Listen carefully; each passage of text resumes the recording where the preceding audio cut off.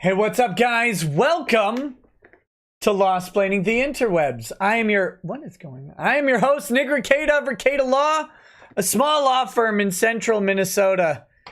And oh boy,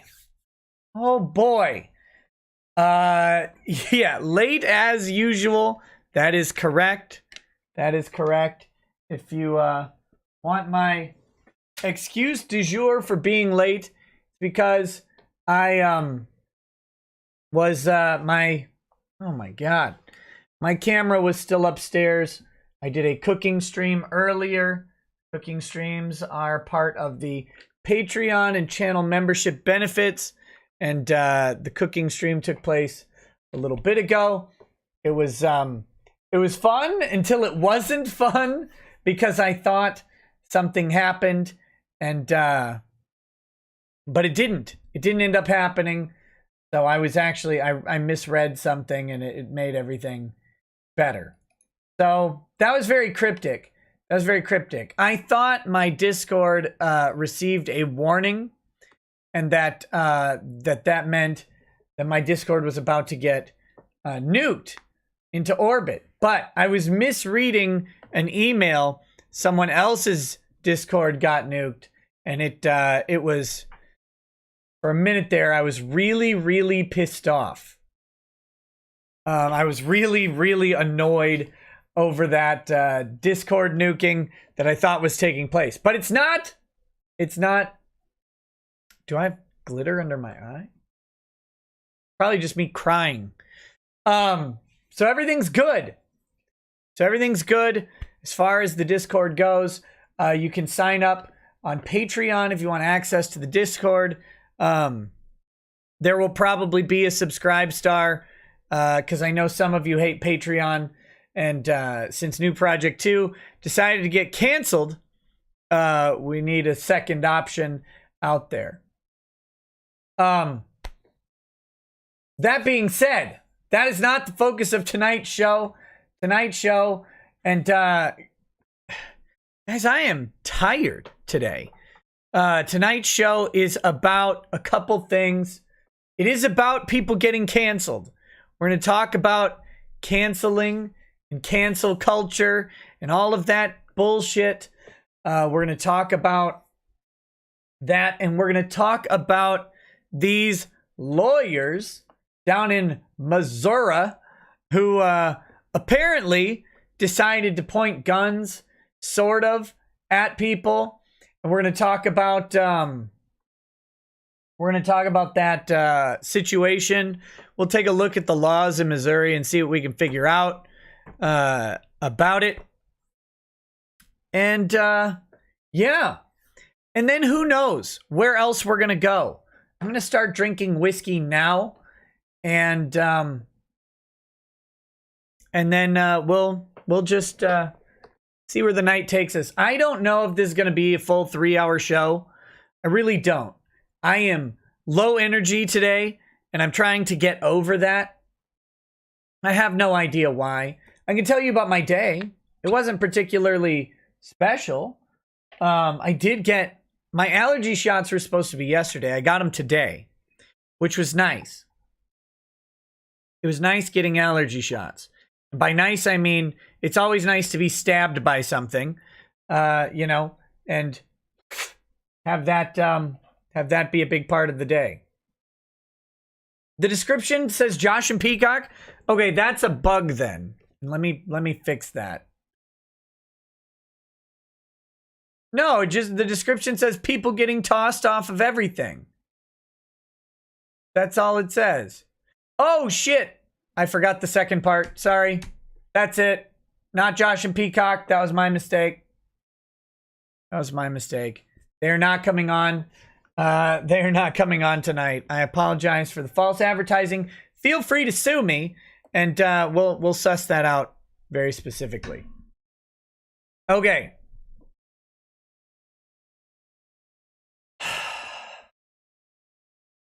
So I go to get my allergy shots. I've had Viva Frey on the show. He doesn't like doing shows this late. He doesn't Yeah, he doesn't like doing shows this late. Otherwise, I would love to have him on anytime. He was really fun to have on the one time, but it's really late for him.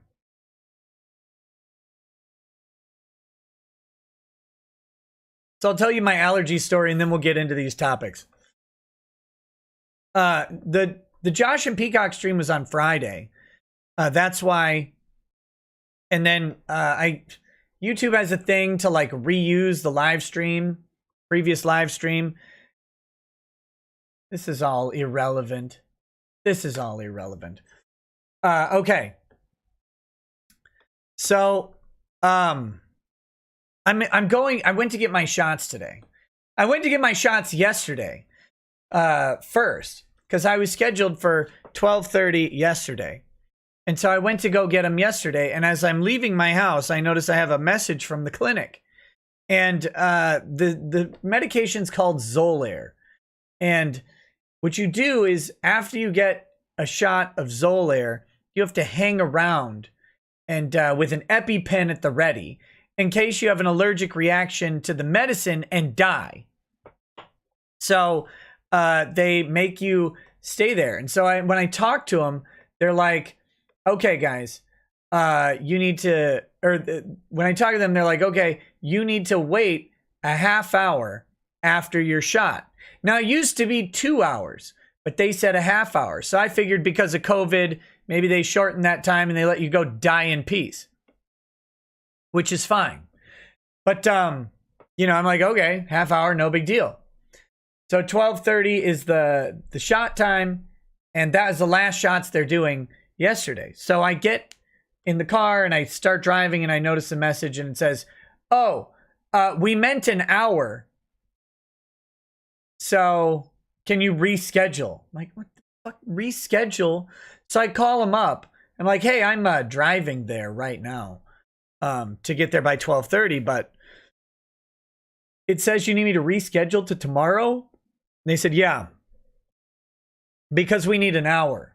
And we can't be asked to stay for 30 extra minutes, right? Like you can't possibly expect them to stay 30 minutes longer, even though they made the appointment for 12:30. So they rescheduled me to 12:30 today, to the exact same time, and the clinic doesn't close. So I don't get why I couldn't do it yesterday, but whatever. So I'm like, one more day, who cares? So I go in today, right, to get my shot, 2 shots, and they're not that big of a deal. It's just a little shot in the arm. But she's like, oh, I just got to let this come up to room temperature. We used to have to mix them, but now they come pre-mixed. I'm like, I don't care. Put the needle in my arm like a good meth addict or whatever. So she, they warm up the, whatchamacallit, the medicine or cool it down. I don't know. One of them. And then she's like, all right, come over here, get your shots. So she shoves the needle into my arm, which is mildly uncomfortable, but it's not, I mean, it's a thin needle. But then I feel like cement pumping into my arm. And I'm like, what? And I must have grimaced. She goes, oh yeah, you probably remember, but this is kind of thick. I'm like, no, I don't remember that at all. Probably because you used to mix it yourself. And she's like, I bet that's uncomfortable. And then takes like an extra 20 seconds to finish pumping the shot into my arm. And she's like, all right, one more. And I'm like, God damn it. So then the next one, the shot was less painful than the other one. Like the other one was a sting in my left arm. I couldn't even feel it until again, she starts injecting the medicine and I can feel this thing pulsating into my muscle fibers or something. It was horrifying. It's like, thanks. That was great. But it was good. It was good times. So then I have to just sit there for an hour with nothing to do and everyone looking at you like, why aren't you wearing a mask, you asshole? And like, because I want you to die from COVID. That's why.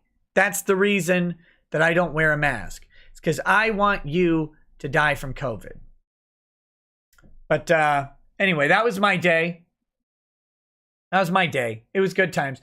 And I'm not whining. It wasn't like It wasn't exceptionally painful, but it was just funny. I bet that's uncomfortable. It's like, oh, you bet so. Thanks.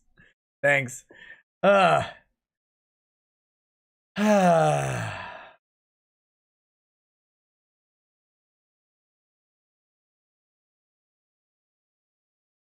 so then the rest of my day was running around. Everywhere's opening back up in Minnesota. So I have to like now take my kids places again. And since I have to take my kids places again, I was doing a lot of driving. So I think that's what it was. I think it's just a combination of having shit tasks to do that made me, you know, you never get when you have a bunch of little things that are not all that interesting or engaging to deal with, you never get a moment to sit down and like embrace the day or whatever. Embrace is French for kiss. He saw my haircut and made me come back. But anyway, it was good times. But that's where I am.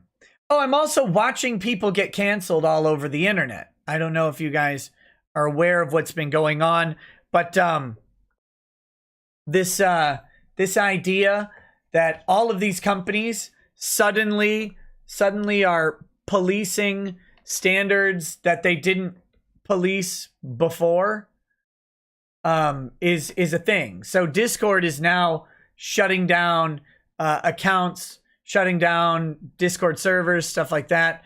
They proudly boasted something like, what, 2,200? I think I can pull this up. There we go. Let's see if we can get this pulled up. This is just a little quote from Discord. You zoom in on that. Go. See this guy. All right. We've got Discord is joining the ranks of social internet companies cracking down on Boogaloo groups. Oh, motherfucker. I got this thumbnail on here. I'm in a bad mood. Can you tell? One or two more whiskeys. That'll fix it. Okay, sorry. Let's get back to this. Discord is joining the ranks of social internet companies cracking down on Boogaloo groups. The chat service has confirmed to Vice News that it shut down one of the largest servers devoted to the group, Citizens of Liberty, after determining that the server violated policies against threatening and encouraging violence. Discord also deleted the accounts of all 2,258 members and rejected attempts by members to reverse the decision. So no appeal. You don't get one. You are in the Boogaloo group, which means that you are going to Boogaloo the internet. And I don't think Discord even knows what Boogaloo is. But if you are... I just figured it out! That's what we're watching tonight. Break into Electric Boogaloo. But Discord has decided that if you're in a Boogaloo group, you can't have an opinion. You can't have an opinion. Even though, shockingly, our country was founded on a fucking Boogaloo. That was the whole thing. That's what the country's founding was. Is dissatisfaction, a civilian revolt against a power that didn't respect its voice. It was a Boogaloo. But now, no Boogaloo for you. So that is gone. Can't have that. Can't have literally the most important speech that exists. I don't know. Maybe I should muse on free speech for a minute. Violent speech. Violent political change speech. So long as it's not an overt call or incitement to imminent violence, is the critical speech the founders were protecting. It is. I'm sorry, because all of the founders risked being hanged for their speech, for their suggestions that the crown was corrupt, that there was no representation, that the taxation was too much, that their business interests were compromised, that their liberty was compromised, that there weren't sufficient sufficient protections against officers of the crown for search and seizure. There wasn't sufficient due process for people for confiscation. There wasn't just compensation when the crown took over land or real or personal property of the people involved. And so they advocated violence against the crown as the last resort. They advocated a lot of other stuff first. They advocated all sorts of meaningful change, and that meaningful change didn't arrive. But their speech was, in the end, that of political and physical violence. And it was essential that they were able to have that speech. And if the crown had allowed them that speech in public, they might have avoided the war, because that speech might have stirred others to democratic political change. Now, against the crown, it's less likely. However, our founders didn't set up a monarchy. Our founders set up a system that would allow socio-political movements to impact and generate change. They didn't like the old system, and so they set up a system that could tolerate violent speech. It could tolerate extreme ideas, and those ideas would be weighed out in the marketplace. And the idea was they could, rather than setting up violence in the shadows, by showing the social and political unrest growing amongst the populace and having those voices comfortably able to speak those words in public, they were then allowed to incorporate that into democratic Republican change, where their elected officials could hear the voice of the dissatisfied masses, where they could come out and the elected representatives could say, wait a minute. I mean, my constituents, the people who entrust me with a vote, the people who entrust me with the only votes that exist, want me to hear this, and I then am going to represent them and hear it. Now, of course, we don't have politicians like that. That's not part of the political calculus, but that's the system that we have. That's the system that was designed. And it was designed to tolerate this unacceptable speech. The hate speech. Oh my goodness. Oh my goodness. It was designed to accept that. It was designed to flex with revolutionary dialogue and allow it to push like a Chinese dam. Except that one wasn't designed to flex. I mean, it just is. It just is. It might break and just kill 400 million people or whatever. That's fine. Don't worry about that, because we've got 2,000 assholes on a Discord server talking about a Boogaloo. They're going to overthrow the fucking country.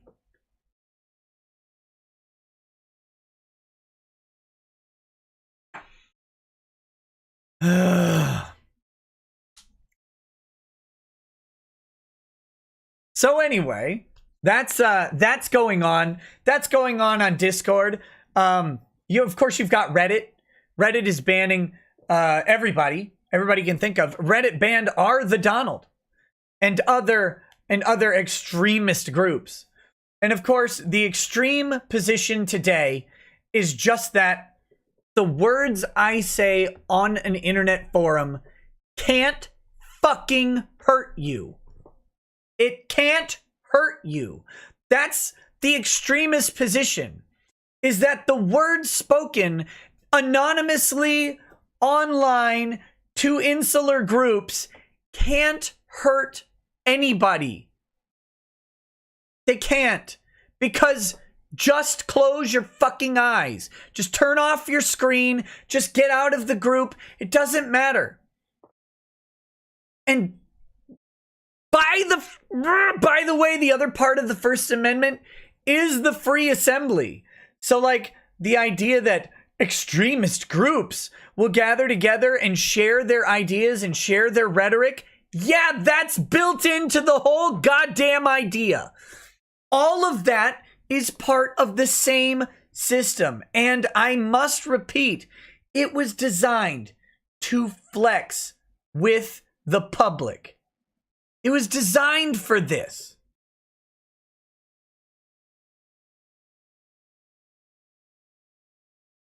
We don't need corporate entities and corporate overlords, first of all, co-opting the public square.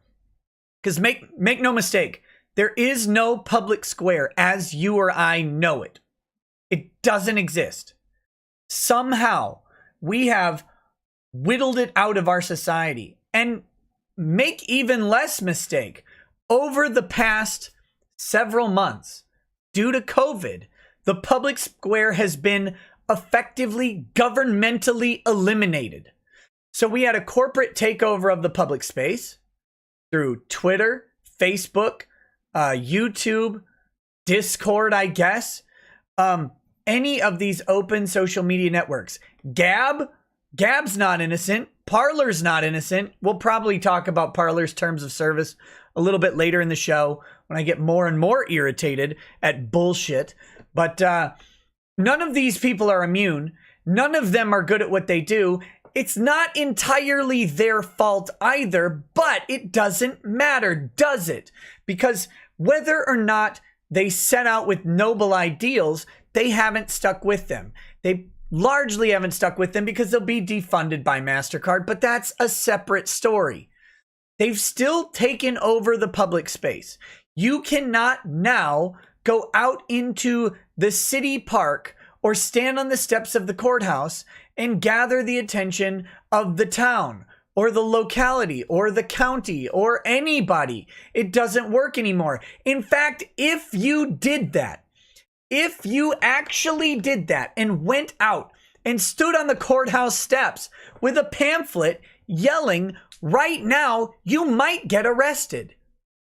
Unless you're a group of communists, unless you're a group of angry black people from the inner city, only them, or unless you're an armpit hair longer than head hair feminist. That's it. Those people are allowed to scream in the streets. They're also allowed to annex entire parts of a fucking city and nobody will do anything about it. That's all fine.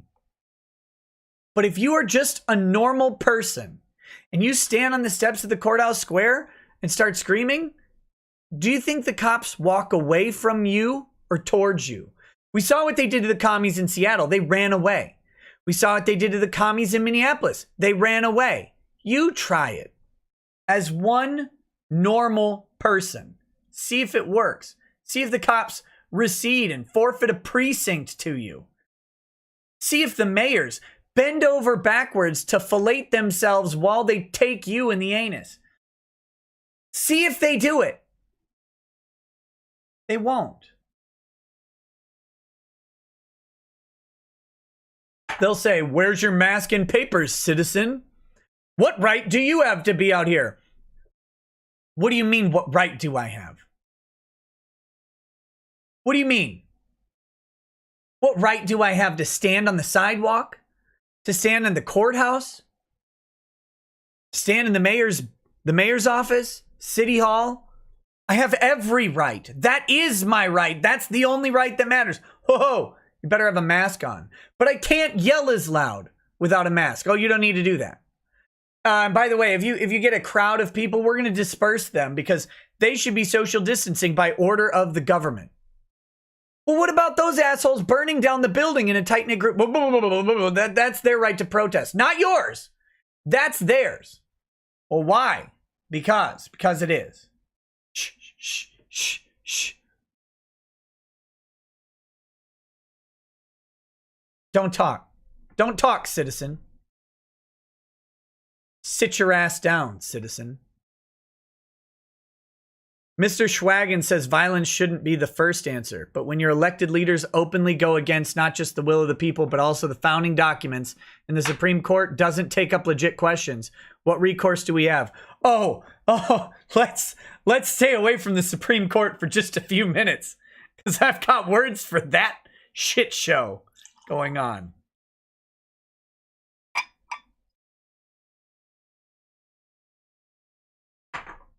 We'll get there. We'll get there.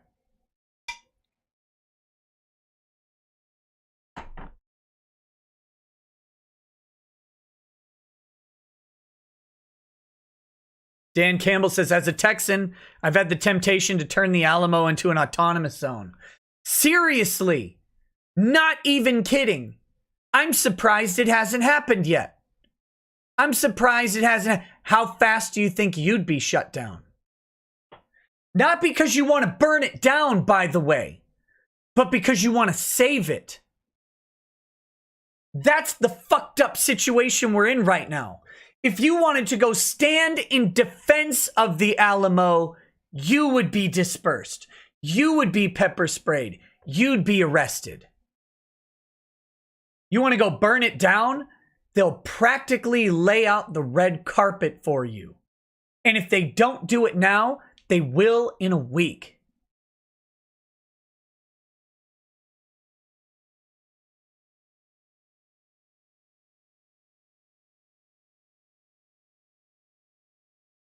They tried to go after Mount Rushmore.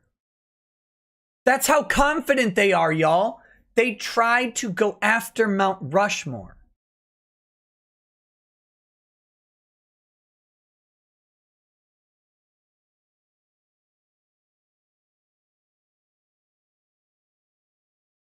Trevor, that they did. Discord banned Boog servers days before 4th of July. National celebration, the biggest Boog in history. Yeah, that's what I was talking about right at the beginning. But it's our speech. It's our speech that's dangerous. It's not the people taking over a city. Killing someone. Shooting people in the street. Preventing emergency services from reaching people who are shot. Creating a private security force. Did you guys see the video? The video about the head of private security in the Chaz? When the Jeep rammed the barricade just happened? I'll pull it up.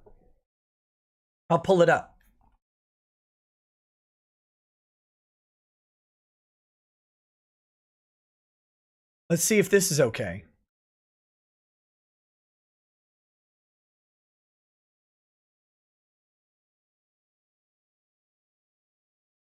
Let's see.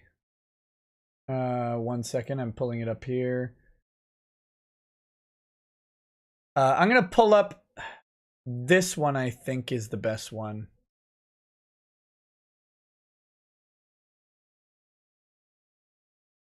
Hold on. We'll get the audio up and the video up in just a moment.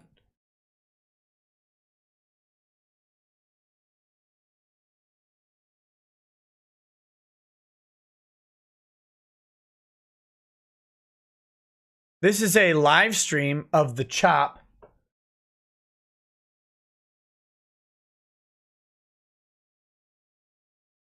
We can get it bigger there.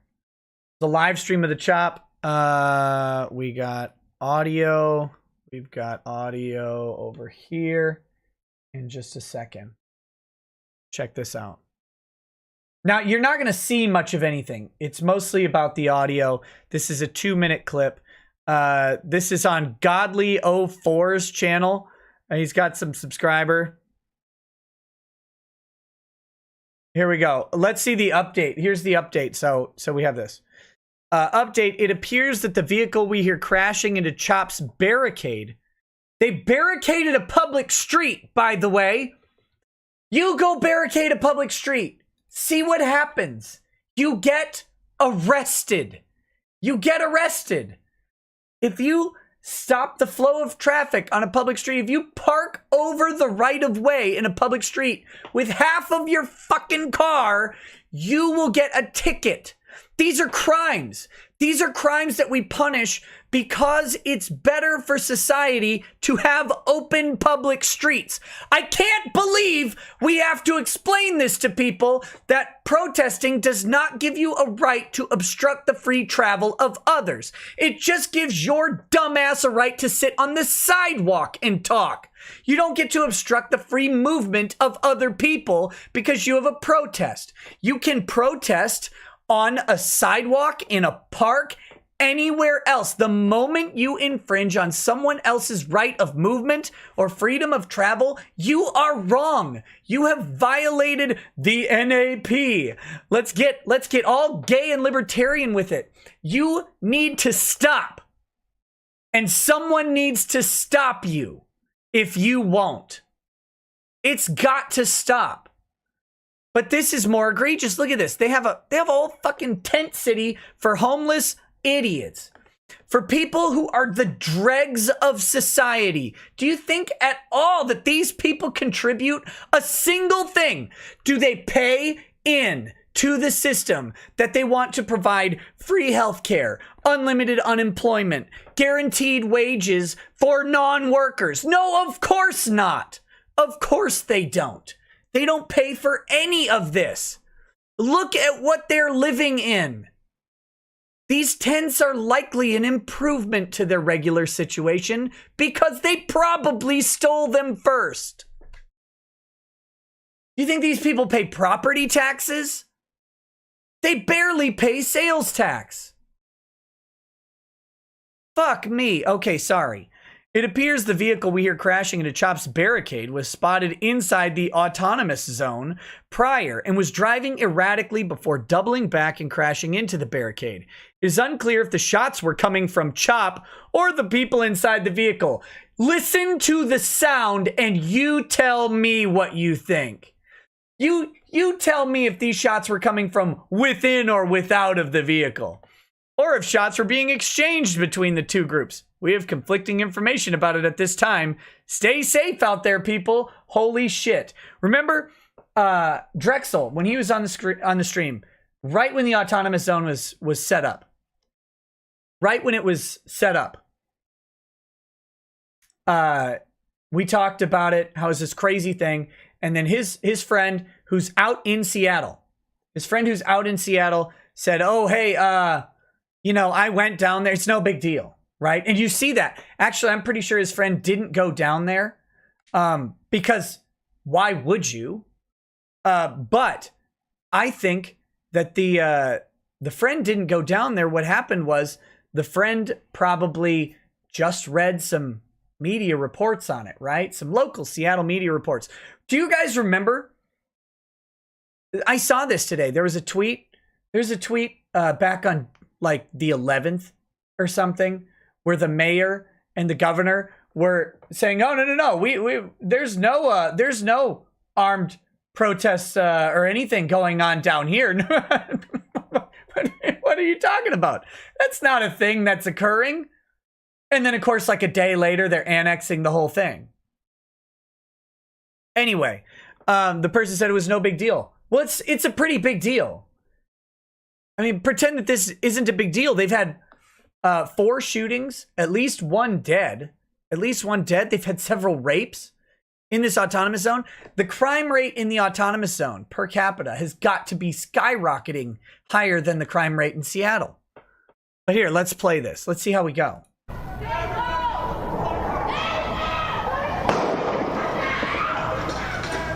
That's probably from within the car. You can't see yet, right?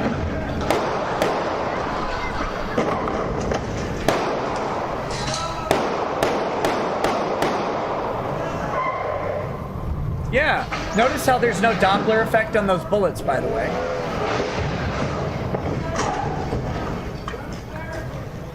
Like, they're not adjusting in volume.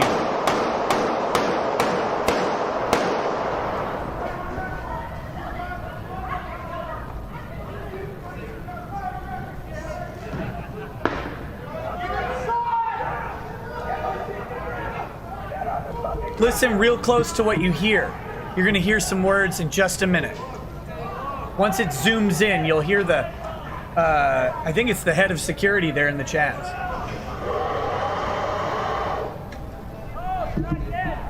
Oh, you're not dead, huh?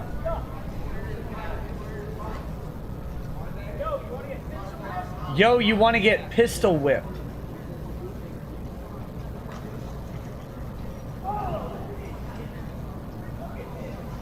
You can see there in the top left, you can see the shadow of the person approaching the vehicle. There's not really anything else that happens at this point. Just all these people like, oh shit, there were a bunch of gunfire. How many of you hear gunfire like that in your non-autonomous zones?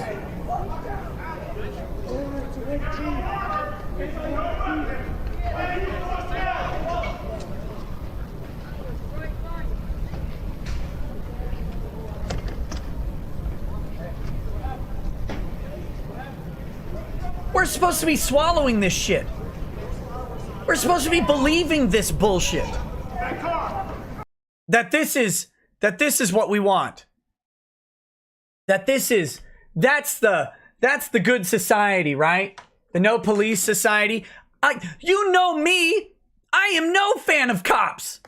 I'm the least cop fan I know. I have to justify my expressions about cops to people and qualify it with, look, no, I know this guy. He's so great.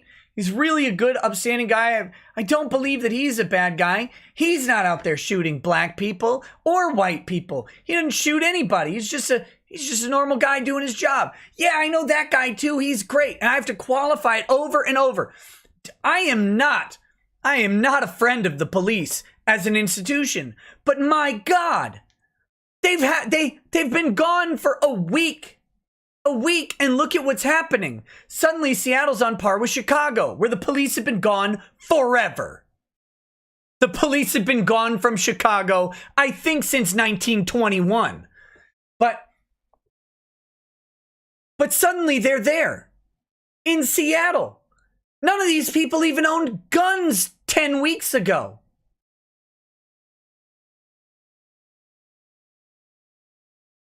And we're supposed to believe that these people have some sort of fucking plan?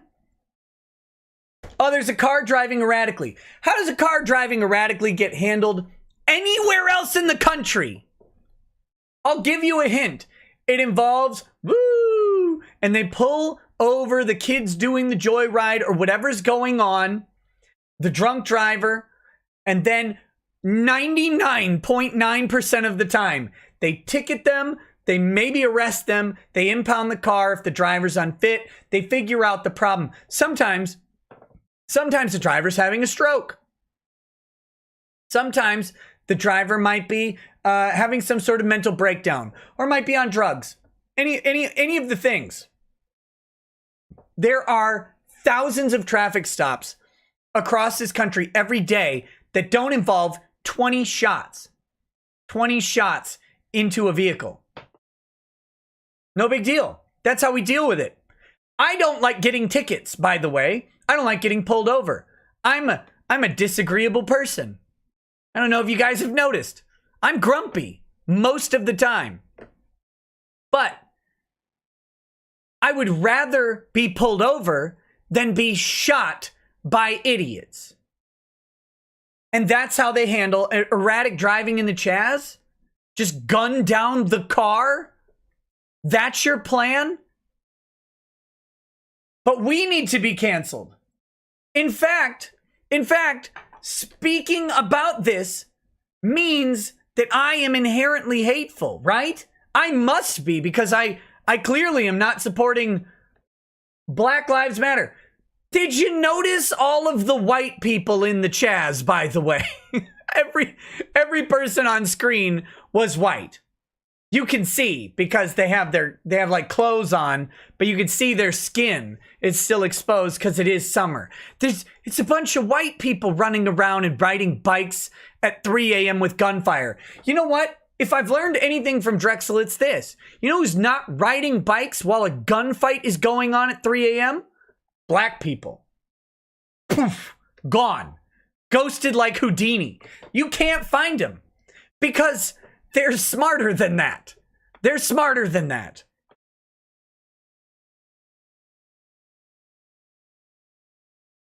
But remember what started the Chaz.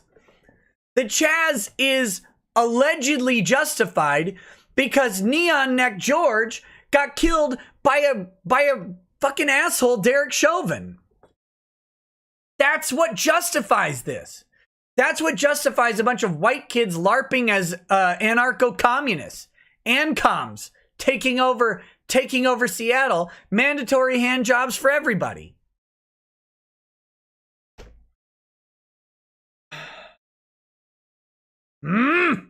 Okay. Let me, Jason Alator has a couple messages that say message retracted. They didn't say message retracted when you sent them. I'm guessing YouTube censored you, and I apologize for that. I wish YouTube didn't censor anybody. I really do. Just let our speech be our speech and let people like it or hate it. I saw a poll today.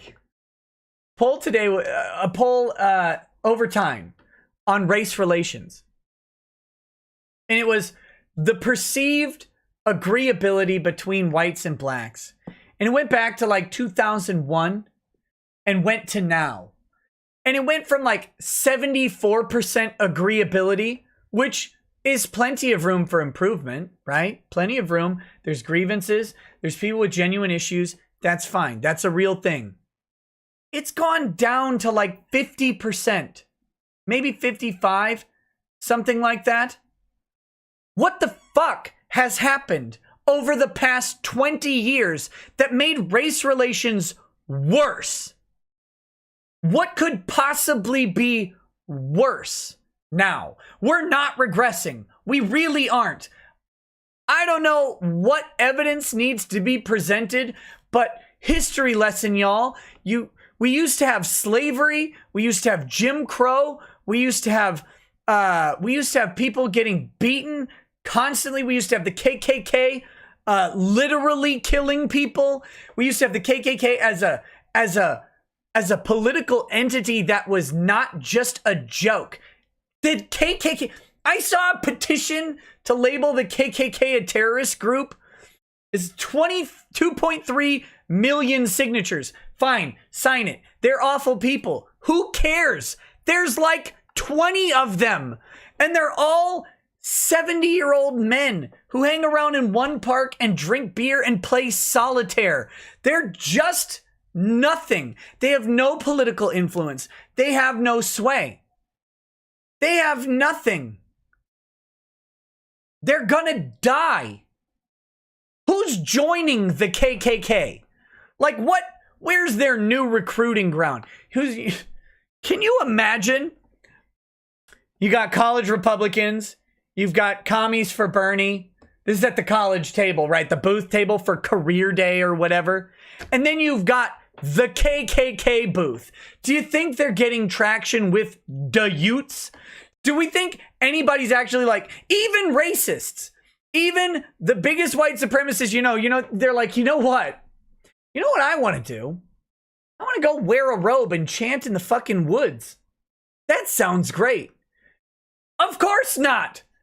Of course not. They're a dying breed. And let them die. Stop paying attention to them. You know who's behind the killing of George Floyd? It wasn't the KKK. It wasn't. It was shitty police work. That's all. You know who killed Mike Brown? Not the KKK. You know who killed Alton Sterling? Not the KKK. I would be shocked to find out the KKK has any killings under their belt in the past 5 years. A single one. I'd be literally flabbergasted to find out. Not because I don't think they would do it, just because I don't think there's that many of them. They're toothless. They're literally washed up, has-been group, and good riddance. They're weirdos. But you keep legitimizing them over and over and over. The best propaganda arm for the KKK is C-fucking-N.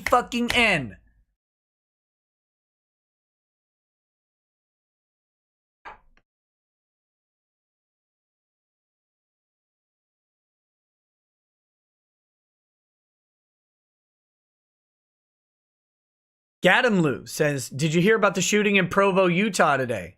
Black Lives Matter surrounded a car at an intersection, then random Antifa just walked up and shot the driver, fired again as he sped off. Thankfully okay. Yes! Yes! And how many of those have we seen? Why are you approaching cars? Why are they approaching the cars? Does anybody think that approaching cars and stopping them with a mob doesn't put a driver right now in reasonable fear of their safety? Pull your gun and shoot. Hit the pedal and run them over. I don't know what else to tell you. Not because I think it's legally defensible. It may even be unlawful. What are you supposed to do? Die? You're supposed to get your car stopped and have your children killed? You killed? Your wife killed or taken to a rape tent in the Chaz? What are you supposed to do? I don't go to cities. I don't go to cities right now. I have, this is completely an aside, but, and not a plug. It really isn't. It's just incidental to the conversation. My buddy and I are planning a comic, okay? At some point in the future, and it's a ways off, I would like to create something to entertain you guys that's not on this show. Right now, it's a comic. I don't know if it'll stay a comic. It might become a novel. It might be something completely different. I don't know. Right now, it's a comic. My friend and I, we were writing majors together. We've been friends for a very long time. And we've always wanted to entertain people and always wanted to do it by writing something good, writing and telling good stories. I love telling stories. I love listening to good stories. So I wanted to share that with people. And I hope it's a good story. He lives in the cities. I live way out in the country. And so, yeah, it's not Keith, but it's Heath. You guys have met him. He's been on the stream. Really a great guy. And we have the summer to work on this project. So we're going to work on this project. And I need to go visit him. I need to spend time. And we need to work on this because we need to storyboard it out. We've got a basic outline, but we need a storyboard. And we need to get to work on, translating a story into the medium of comics. Right? So we need to do that. But I don't want to go to the Twin Cities. I don't even want to go. I don't want to skirt the edge of Minneapolis. I don't know what it's like. Because I want to come home. And not that I think that if I went to Minneapolis, I would die, but the odds are higher now than they've literally ever been. That I would end up in some sort of altercation. Not because I did anything, but because I had to stop at a stoplight. Or because some jackass blocked the road. How crazy is that? You guys who live in urban areas, do you live the same way you did? Not that you're in fear. I'm not afraid of anybody. Not because I'm not a big tough guy. I'm not awesome. I'm not like a super ninja or something. It's not productive to live in fear of people, right? So, someone walks up to me on the street. I'm not afraid of that person. I don't approach life that way. And I assume most of you don't either. Normally, just your normal thing. But would you go into a major city right now? Would you go hang out downtown? I remember we had a Road Rage, Georgia, the Dick Show, had the live show in Atlanta. And I walked with my wife and my infant baby through downtown Atlanta at it was like 1 a.m, pushing a baby in a stroller with my wife. And sure, we encountered homeless people, but I never felt unsafe. I didn't feel unsafe at all. I wouldn't do that now. Not a chance. Not a chance would I do that now.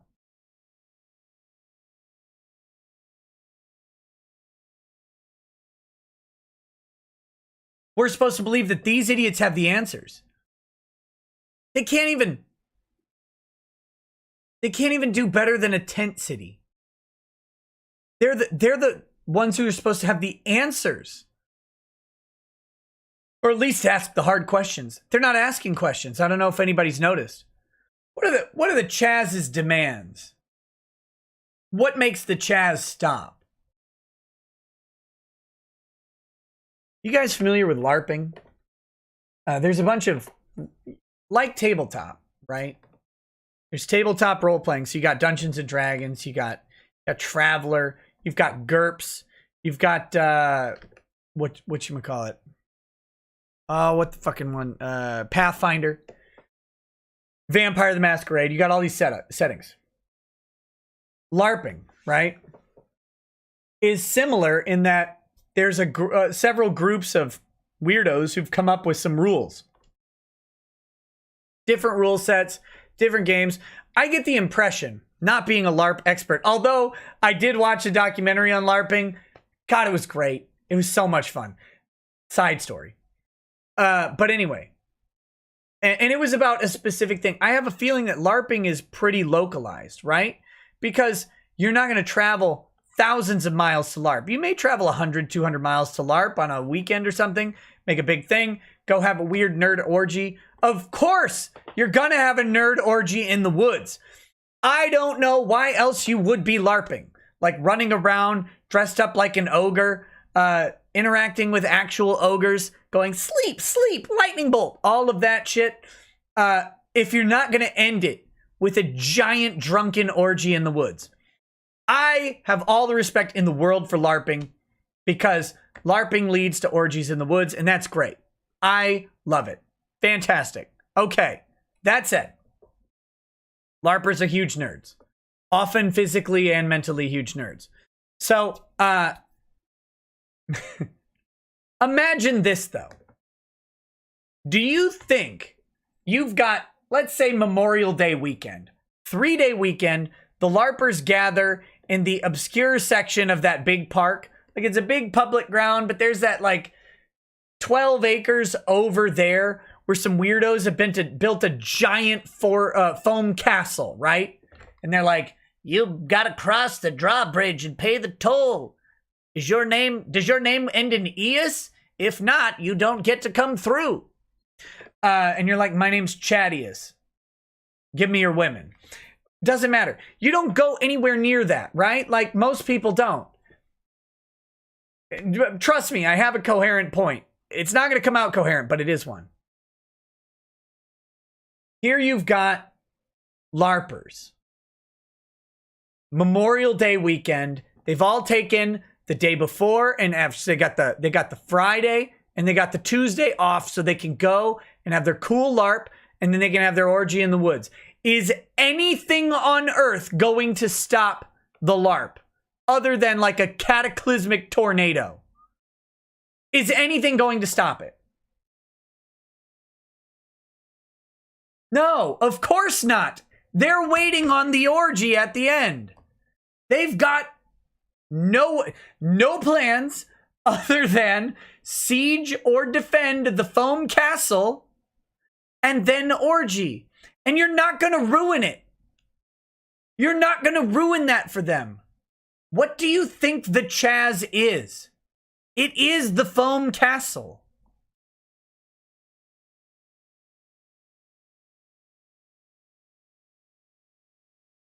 It is. It's the foam castle.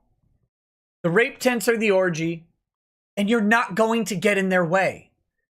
Unless you are the riot police, tear gassing, locking them up like any reasonable government entity would have done weeks ago.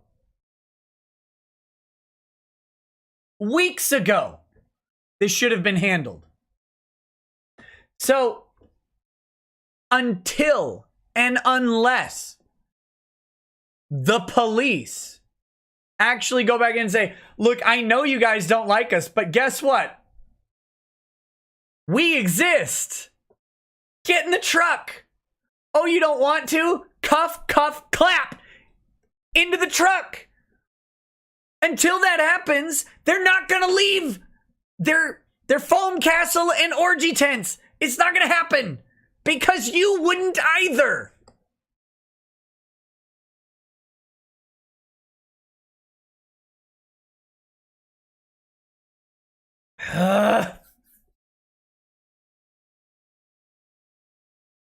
Swarm069 says, funny how the Chaz became everything they hate.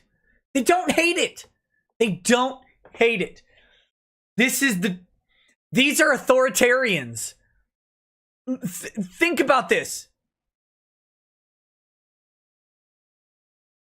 I'm a libertarian.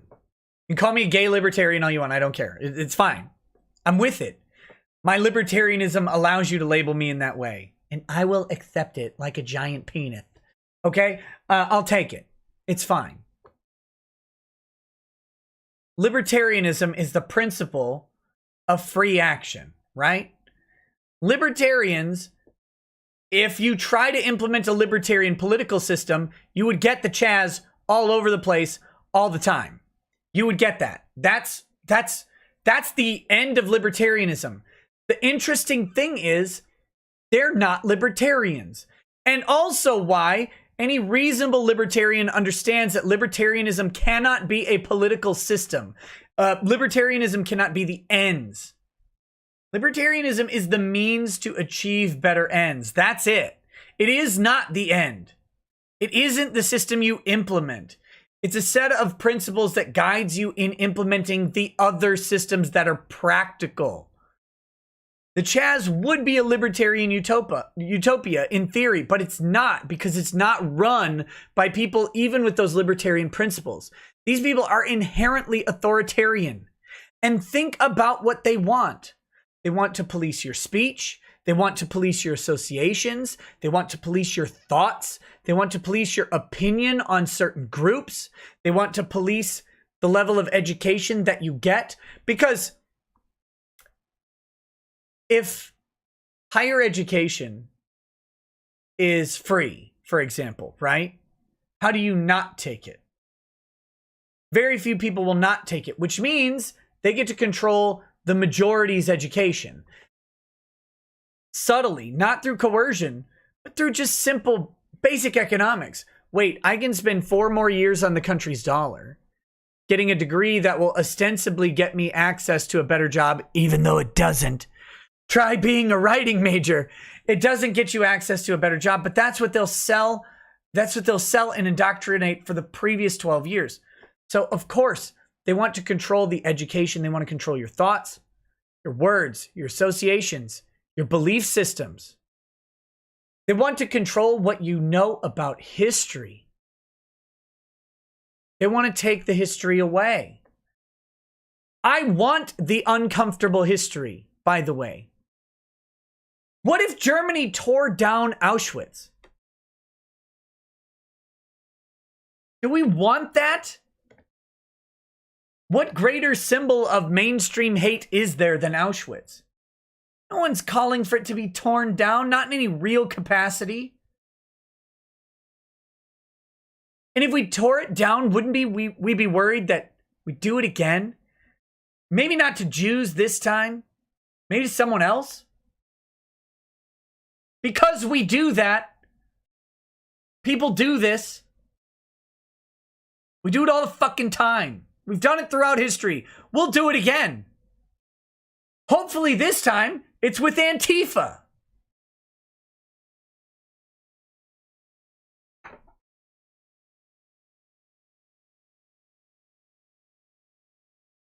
But they want to control your history. They want to tell you that people did things that they didn't do. Oh, these people contributed to science. Women contributed heavily to science in 1540. No, they didn't. Not because they're women, but because there was no opportunity for women to contribute to science in 1540. Maybe there was an errant contribution here and there, but largely no, of course not.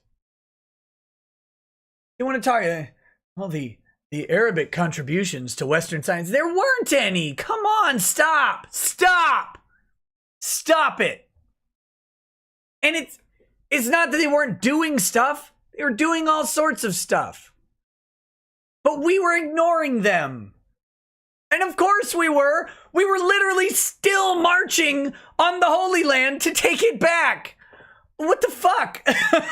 What? You gotta recognize.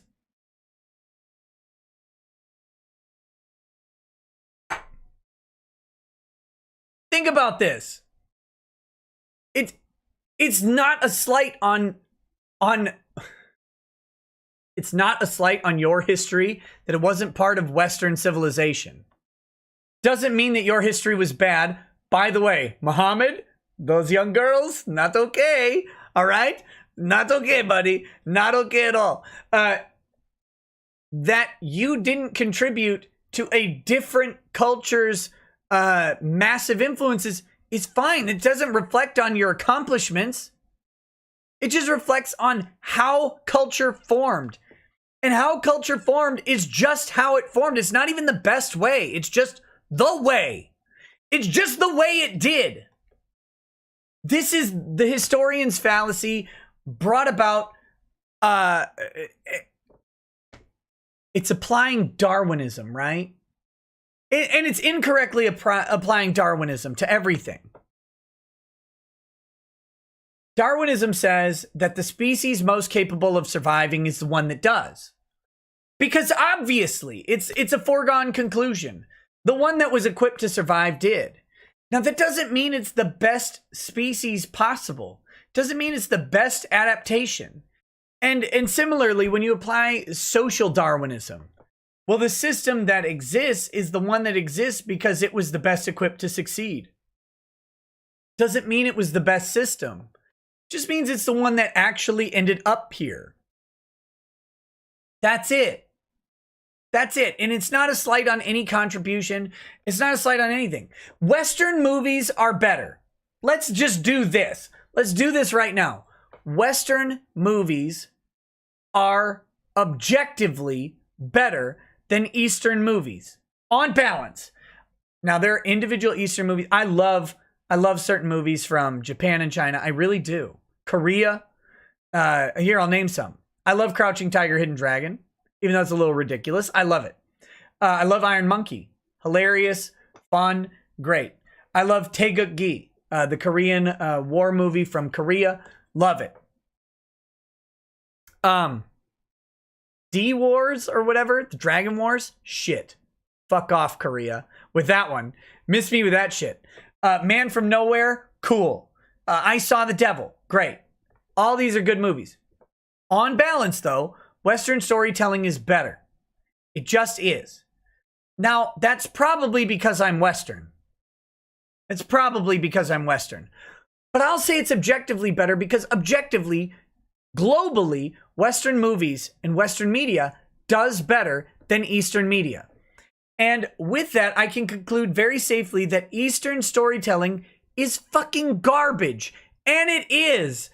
It is trash. Even if you look at Crouching Tiger, Hidden Dragon, even if you look at Iron Monkey, there are segments of those movies where you want to eat all of Chaz's bullets. All of them. Because Eastern storytelling is bad. It's objectively worse. Now, it has molded and evolved in its environment to be the best that it can be. And the Western one is molded and evolved in its environment to be the one that it can be, the best one it can be. Doesn't mean that either of them are objectively the best. There's probably a better way to tell stories. But seriously, I'm making the weebs angry. Sorry, anime storytelling. I love me some anime, but anime storytelling can get shit on all day for all I care. It is atrociously bad. It's atrociously bad.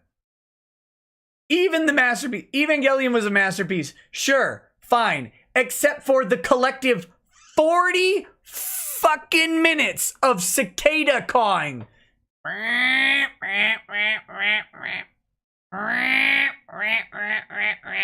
Get in the Ava, Shinji. No, I mustn't run away. Evangelion. And I like it. I like it a lot. The storytelling is trash. It's garbage. It's garbage.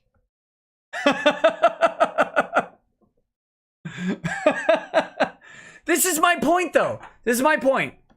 And trust me, Western storytelling has its own problems. It has its own problems.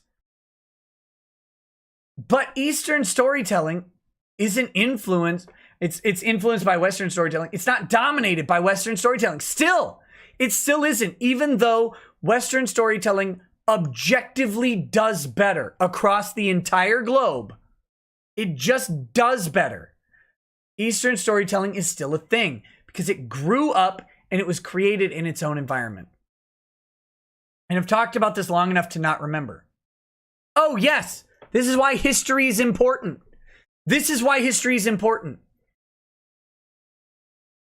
And why they want to control it. Imagine what happens and this is unimportant in the long haul, if they erase Western storytelling, they're like, oh, you know what? Shakespeare, that guy existed in the time of slavery. He was also a weirdo. Proust, get rid of him. Dickens is a racist, right? I saw that. Dickens is a racist. You start going back and you start eliminating the building blocks of Western storytelling. H.P. Lovecraft. Get rid of horror, by the way. If you don't like H.P. Lovecraft, you can't accept modern horror. But H.P. Lovecraft was a racist, so we can't platform his ideals, and we have to whitewash him out of history, or maybe blackwash. I don't know. You got to get rid of him, and we have to pretend that storytelling evolved from places that it didn't evolve from, and then you got to get rid of problematic Eastern storytelling too, because the Japanese are fucking monsters in World War II, right? We know this. The Japanese are horrifying monsters in World War II. So does that invalidate the Eastern storytelling that comes out of Japan? No, of course not. Does it invalidate the philosophy arc in every single piece of Eastern literature that makes me want to gouge my eyeballs out? No, of course not. Doesn't invalidate it. It's what built it. What built it. But let's say we do that. Let's say we get rid of Western storytelling's history. We get rid of Eastern storytelling's history. And then we just decide that they all came from the same place. And people look at them and are like, that's weird. Those are different. But if they came from the same place, now we meld them into some horrific amalgamation. We just pretend that it was all done in the 21st century. That's where all storytelling originated, was from 2006 on. No. We've got to know our history. We've got to know where we came from. And importantly, we have to know all the bad shit. You want to know why? Like, think about this. How many absolute shit movies have you seen recently? Just run down the DC movie list. Run down most of the Marvel list lately.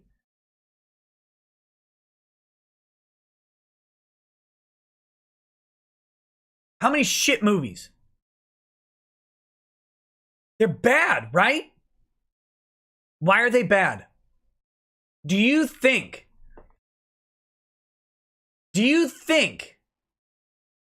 that the people making these movies, and I don't mean the writer and director, because directors are pompous shitheads anyway, and the writer probably is too. I'm talking about the executives greenlighting the projects.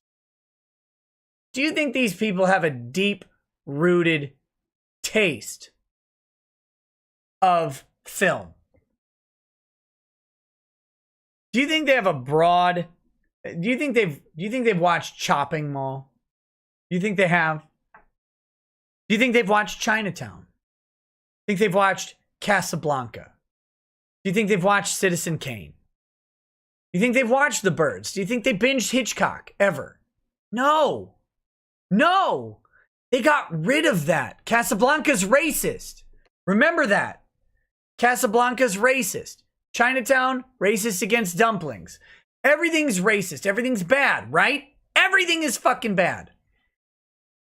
Do you think they have engaged the bad cinema? No. Why do you think bad movies today are so fucking bad? They repeat the mistakes that have been made. Those mistakes are done. Casablanca, by the way, I don't care about Casablanca. I don't regard it as the greatest work. Neither do I regard Citizen Kane as the greatest movie ever. I don't buy that. It's fine. Those movies have problems for modern storytelling and modern audiences. Here's the interesting thing, though. Having watched them, I could run through a list of those modern problems. I can tell you why they don't work today and what you need to change to make them work today. You could tell the Citizen Kane story today and it'd be great. Imagine the Citizen Kane story today. It's the sled. The sled is unimportant to Citizen Kane. Imagine the Citizen Kane story today. What was Citizen Kane? It was a man who built an empire of freedom through media that people wanted. Think of what that means today, right now, where there's a great line in Citizen Kane. It's fantastic because it ages the movie perfectly. It has a perfect level of snark and cynicism, right? They say, Mr. Kane, it said that your newspaper lost $1 million last year. What do you say about that? He says, oh, did I? Well, I guess that means I'll have to shut down in another 60 years. The expression of freedom and fuck youery in that sentence is magnificent. And what is it today? Look at what is being built. They're trying to tear us all down, but look at what is being built. Imagine if someone told PewDiePie lost $1 million a year or whatever. Like, and I know it's PewDiePie and it's not the same thing, right? But he'd say, so what? I do what I want, right? Now, he's not going to lose $1 million a year. It's not going to happen that way. But imagine Elon Musk, right? Oh, you're running Tesla at a loss. You're going to lose $1 billion a year. Okay. Fuck you. Oh, shit. Right? What is it? Where is Citizen Kane? Where is that story? Where's the guy? Oh, your opinions really aren't popular. Hey, you know what? Fuck you. I got 60 years in the bank. You can lick my taint, bitch. I will say whatever I want and you can't cancel me. That's Citizen Kane. That's it. Now, if you watch Citizen Kane now, you're like, what's this sled? Why is this so long and boring? What is going on? These shadows, these long shadows, what the fuck is happening? Right. You can't do it. But if you take the meat of the message of Citizen Kane, we're doing it right now. People are building independent voices, and the entirety of the system is trying to tear them down every day. Think about that. Citizen Kane is a story for now. That's why it's good storytelling. And that's why it's important to have it. And that's why they want it gone. Do you think they want Citizen Kane around?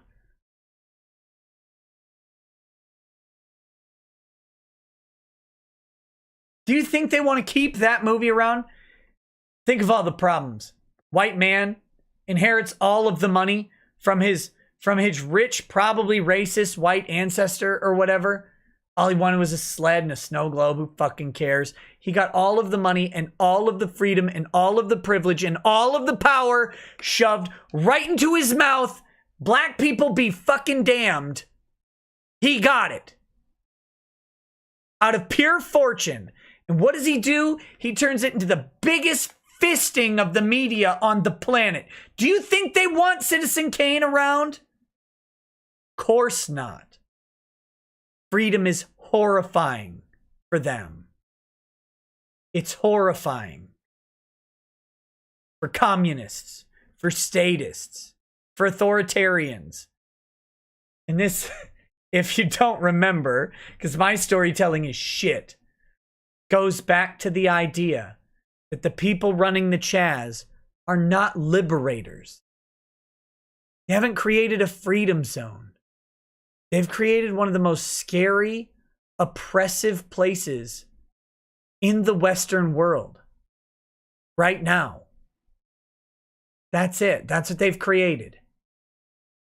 Of unified thinking.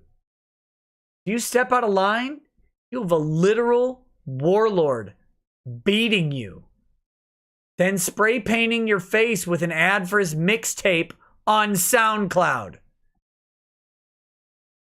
These people are not for liberty. They're not fighting for freedom. They're fighting for change. But change doesn't mean good. Change means different. There's different good and different bad. That's what they're after. Different bad. This is why they want to tear down the statues. Oh, well, this guy was a racist. Well, don't we want to remember? Don't we want to figure out what the racist did? Don't we want to know that guy's name? So you can study him in school and go, oh, that guy's terrible. Or maybe say, not even that guy's terrible. There's something complicated about this that maybe is rooted in the time and place that this person lived. Like maybe we go with George Washington. We go, you know, this guy, yeah, he owned slaves, a couple of them. But he also, you know, he set up a system where his slaves would be free when he died. He couldn't really free them while he was alive. That was against the law. But he set up through a loophole a way for them to be free when he died. And what he did in the institution of slavery was build, as the first president, a system and set up a structure to allow the abolition of slavery to come later, when the world was ready for it. Or we could say, tear it down Washington's statues because he had slaves.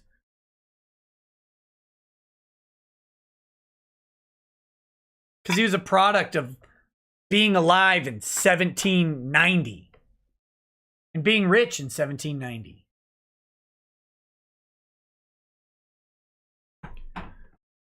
Maybe we find out that we're in a complicated time too. Did you guys see this? I'm bouncing around here. But did you guys see that under oath Planned Parenthood executives testified that they're literally trading in the organs of living fetuses, born alive, born with heartbeats, born legally viable. And they're selling their body parts with no incentive to preserve life, the way that you would in any other hospital. You see this? They're actually selling the body parts, the organs, the stem cells of fetuses born alive in abortion clinics. Selling them before they're dead. Before they're even born. Selling the parts. Like it's a Geo Metro, but it's still in the fucking factory. Because a Geo Metro, it's probably not going to make it 100 miles, right? It's a terrible car. It's garbage. But it's still in the factory. You don't know if that car's going to make it. You know what that car's going to do. And if they were in a hospital, and let's get to John fucking Roberts. Louisiana implements a law requiring admitting privileges for abortion clinics at a hospital within 20 miles. Why? Because what they don't want you to know is that babies are born alive all of the time at these places. And that's just what we know. Imagine what we don't. That's just what they're willing to say. That babies are born alive with enough frequency that it's an issue. But what do they resist? They resist the idea that an abortion clinic should have admitting privileges at a hospital within 20 miles so that if a baby is born alive, it can receive the same medical care that you or I do because it is legally alive the second it passes the magical cervix curtain, which imparts the fucking 15th century idea of life into the fetus and makes it a baby. That's it. By the way, if you're not aware of how the science-based abortion industry views life, it's based on 14th and 15th century ideas about what life is. not scientific in the slightest. And so a fetus is not alive until it passes the cervix, which, by the way, Mandingo is penetrating cervixes all day. So I guess the tip of his penis is necrotized and immediately killed. But think about this. Babies come out of those haunted vaginas all the time alive. And if you or I are in the exact same situation that baby is in, a hospital is required by law to give you care, to try and preserve your life outside of some sort of living will. They are required to. And if they don't, you can sue them. They owe you that duty. But not for babies born alive in abortion clinics. And when they try to implement a law that says, you know what? If a baby is born alive, not one in the womb, not anything like that, nothing like that. If it's born alive, they should be required to provide necessary medical care to the mom and the baby. And these monsters won't do it. And they resist it. Why? Well, it would close our Planned Parenthoods. Hey, too fucking bad. Every other industry has to deal with regulation that closes doors. Every single one. But not the grist mill of the organ trade. And John Roberts is up there lapping up the cummies of Ginsburg, of Breyer, of Sotomayor, of Kagan. John Roberts there to save the fucking day.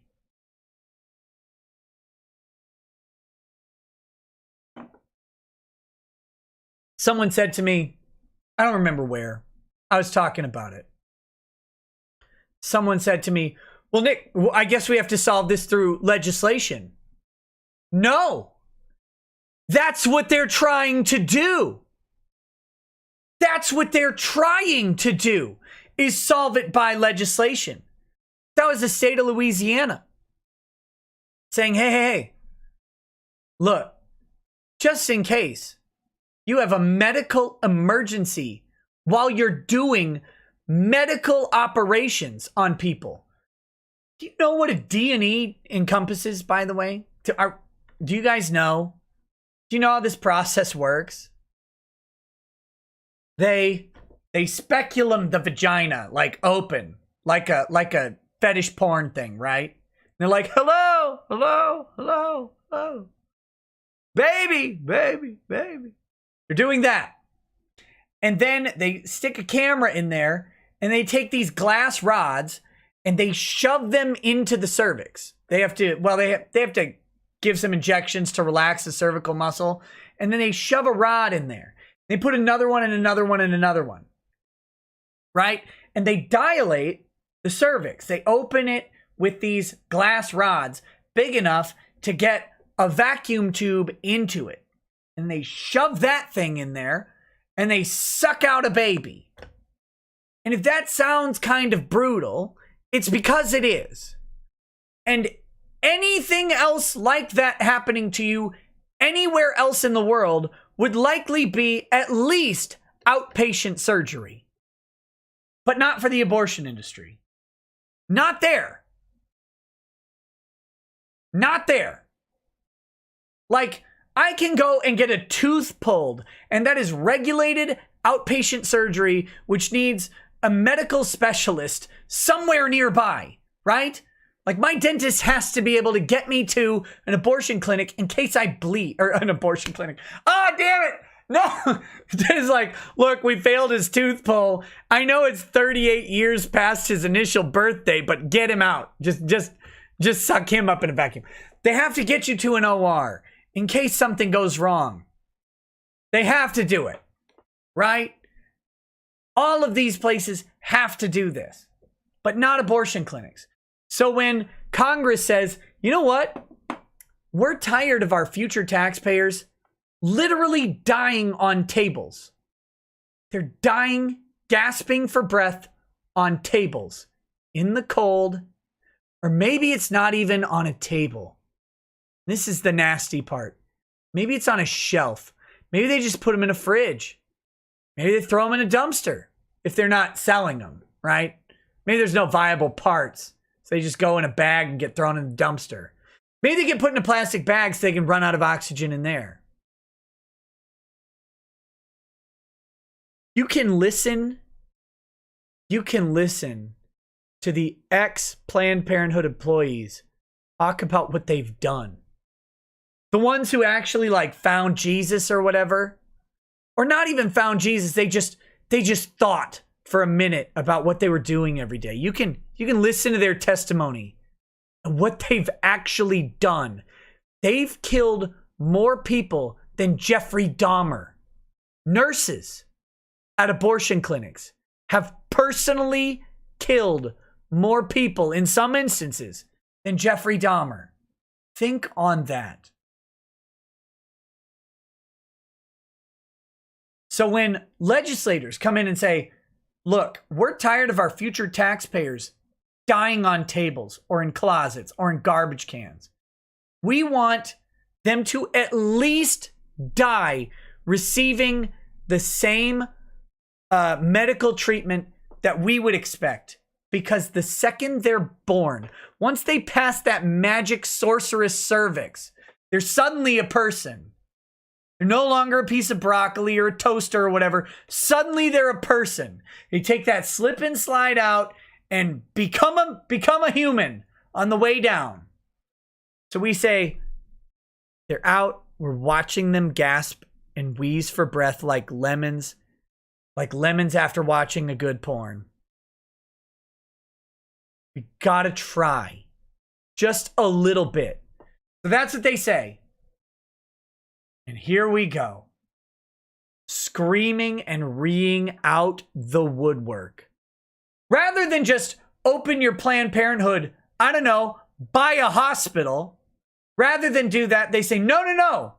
The women and babies involved in this shouldn't have that hospital care. Because it's mostly safe. Mostly safe? Bitch, I have to endure 30 minutes of warnings on every single product on the planet because 0.3% of them will get either transgenderism or cancer from it. So I have to sit through disclaimer after disclaimer after disclaimer. And these fuckers can't even be asked to be near a hospital.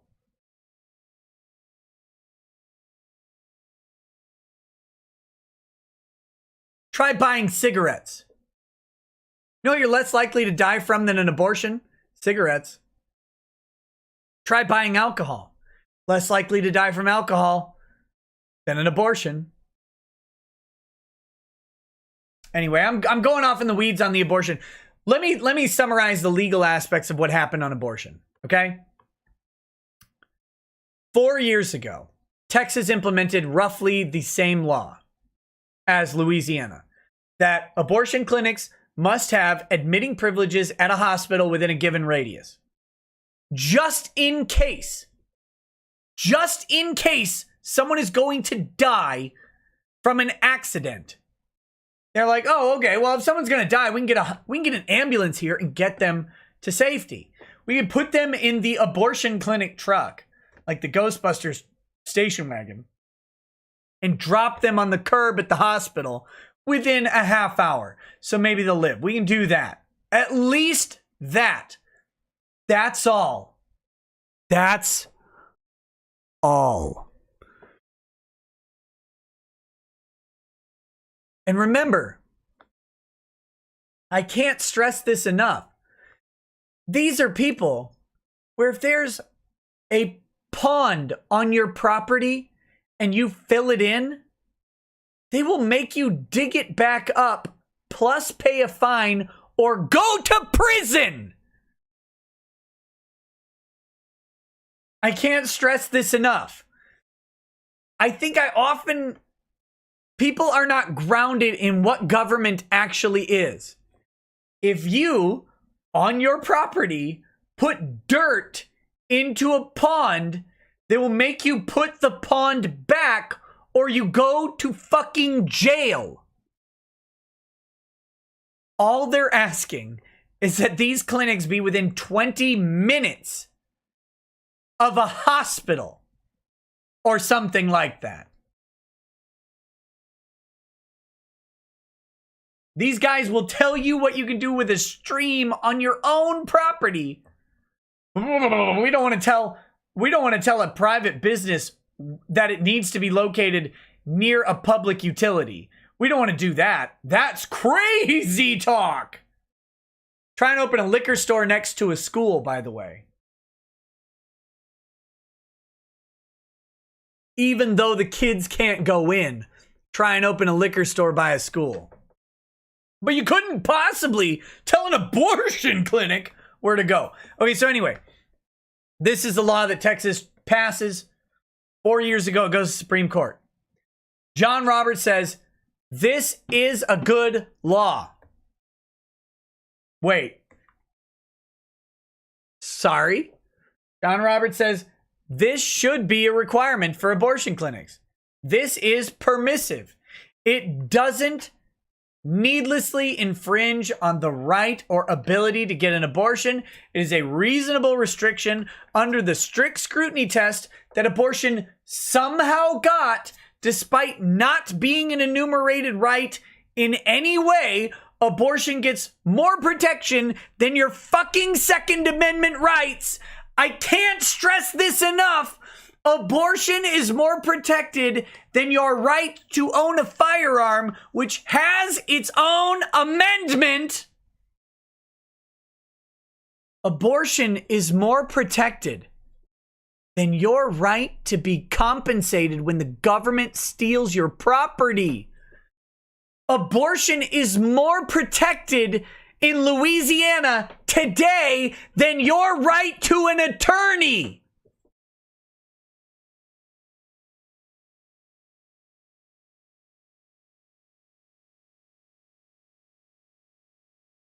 Think about this!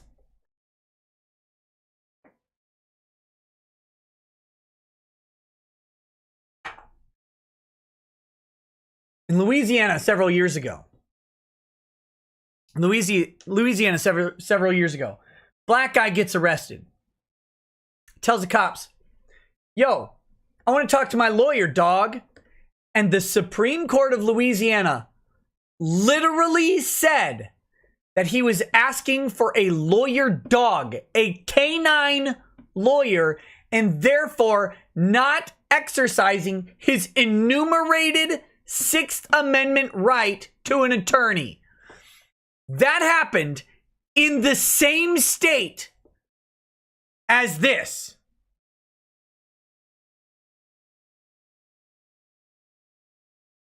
But ignore that. Ignore that. That's just funny. But in every state, in all 50 states, you have a right to an attorney. But you know what you have to do? You have to state with specificity. With specificity. It doesn't matter if you're in Massachusetts, if you're in Texas, Montana, Wyoming, New Hampshire, Maine, Seattle, Washington, Oregon. It doesn't matter what state you're in, no matter how far left or how far right. You have to state with specificity this. If you want to exercise your Sixth Amendment right to counsel, you have to say, I am exercising my Sixth Amendment right to an attorney, and I will not answer anything without my attorney present. What magic words are required for an abortion? None. And if they said there was a magic password to get into the abortion clinic, do you want to know how the Supreme Court would rule? Do you want to know if they said, I am exercising my sort of 9th, sort of 4th, sort of 14th, bastardized amalgamation amendment right to an abortion. If you had to say that password to get into the Planned Parenthood, do you know what they would say? That is an impermissible restriction on a fundamental right. We're fucking backwards. Think you have to fill out a form to get an abortion? A form as intrusive as a form, what is it? Federal Form 44, whatever it is for firearm? Your firearms license? Your permit to buy your enumerated right? You think you have to fill out a form for an abortion? I bet they can't even require you to fill out a form for an abortion. They want you to. You can't require it.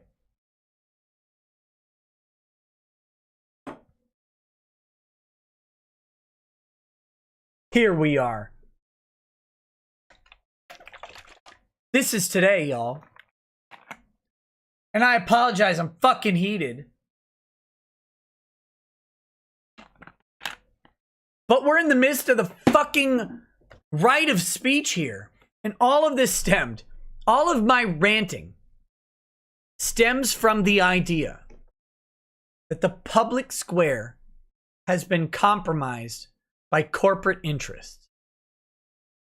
There isn't escaping the corporate interest. By the way, you think you're free from Twitter? Delete your Twitter account. Okay, go ahead. Delete it. Get the fuck off Twitter. You think you get to escape Twitter? Let's say tomorrow I take $1,000 and I go give 100 people, or no, I go give 10 people $100 each. And I say, create an anonymous Twitter account, put your avatar as a woman, and you tell them, you tell everybody that John Doe, here's where he works, tag his company, tag Domino's Pizza. You say that John Doe sexually assaulted you. Pick a random year between 1985 and 1990. And 1990. And say you tried to go to the police, but the Domino's manager stopped you. Tweet that out. And see if you're fucking immune from Twitter today. No matter how much you think you're off these platforms, try it.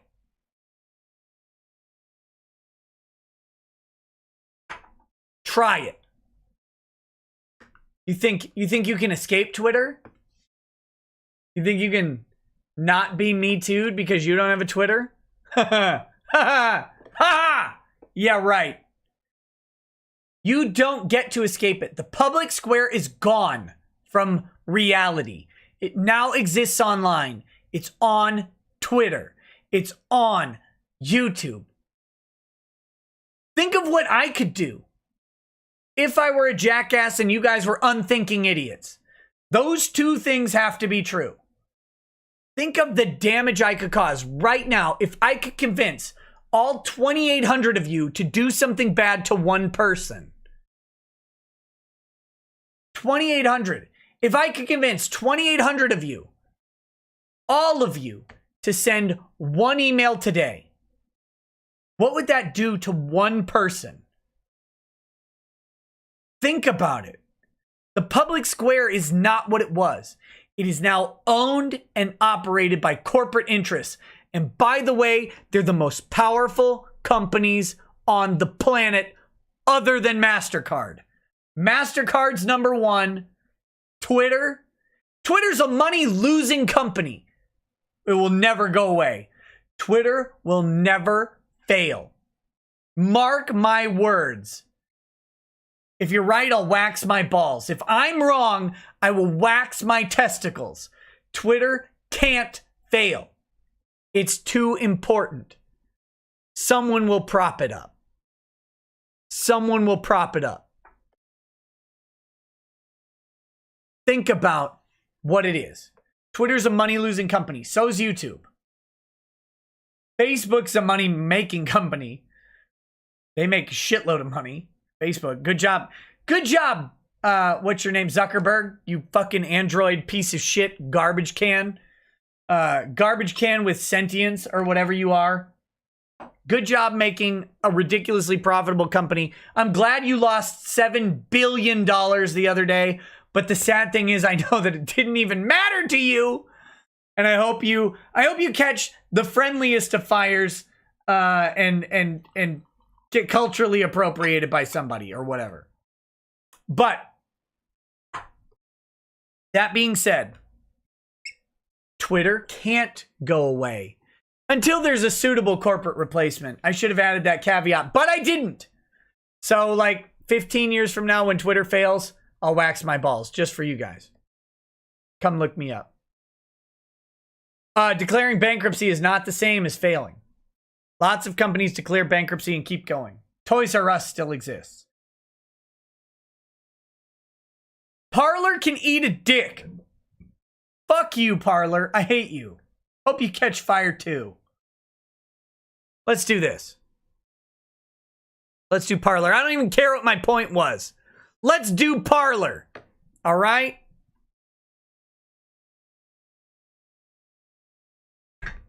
Let's lawyer black pill everything on the planet. And you know it's going to be acceptable because it's a black pill. If it was a white pill, we'd be canceled already. Fuck everything.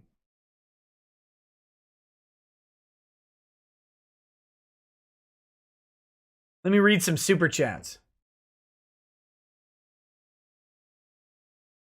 And then we'll get to it. Intimidator 0108. Holy shit, I got a lot of them. I heard about those idiots wanting to mess with Mount Rushmore. Governor Noem wouldn't need to ask my guard unit to help guard it. I'd be there with my own rifle in a heartbeat. Also, NASCAR, Bubba Wallace, and the Minneapolis City Council are fucking idiots. They're not idiots. They're not idiots. That's the thing. We're the idiots. We're the goddamn idiots.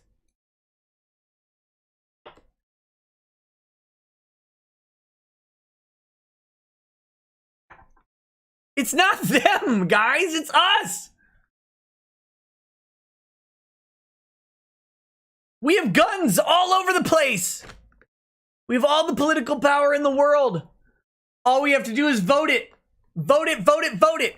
And then, if you don't know your congressman, and I'm indicting myself because Dave Baker can eat shit. I don't care about Dave Baker. He's my congressman. If you don't know your congressman, call them. Bother them. Become their friend. Give them weed. Buy them liquor. I don't care. Buy them. It doesn't matter. It's too fucking important. It's too important. I'm going to become friends with Colin Peterson, the weirdo, the Democrat, who does not like me. I booed him at the parade. I said, hey, boo, you're a loser. He's looking around like, why? What did I do? Yeah, die, commie. It doesn't matter. Get to know them. Tell them. I don't care if they hate you. Tell them. We have all of the political power, all of it. They need us. They need you too. Even if you hate them, they need you. Not bribe them. No, buy them liquor. Go share it with them. Bring them the most expensive, boring bottle of Jack Daniels you can afford. All like $11 of it. Bring it, be like, look, I gotta tell you, man, I would love to buy you Gentleman Jack. But all I can do is buy you this shitty swill. Let's share a glass and talk about why. Boom! Best cold open in the planet. Best cold open on the planet. Nancy Pelosi's necrotized flesh would be tingled at that prospect with you. Do it. Do it. Get in there. It's for your country. Have sex with that corpse. I don't care what it takes. I don't care what it takes. You find Nancy Pelosi And you don't even lube up. You just deal with the dust, baby. No, talk to your congressman. Get to know him. I'm indicting myself. I have to call Colin Peterson. I have to call Dave Baker. That's my federal and my local state representatives. I have to tell them this isn't okay. You guys don't even give a shit about the Constitution. Where are we? Where are you? Why are you worried about this? This thing doesn't matter. My right to speak, my right to own a gun, my right to not be fisted by the long arm of the anally desperate law, all of that matters. All of that is real. You appropriating $10 million for a library? Fuck you. I don't care about your library. I don't even know what a book is. God damn it. Let me tell you a quick story about Dave Baker. We're off the rails today. We're going to talk about any bullshit I think up.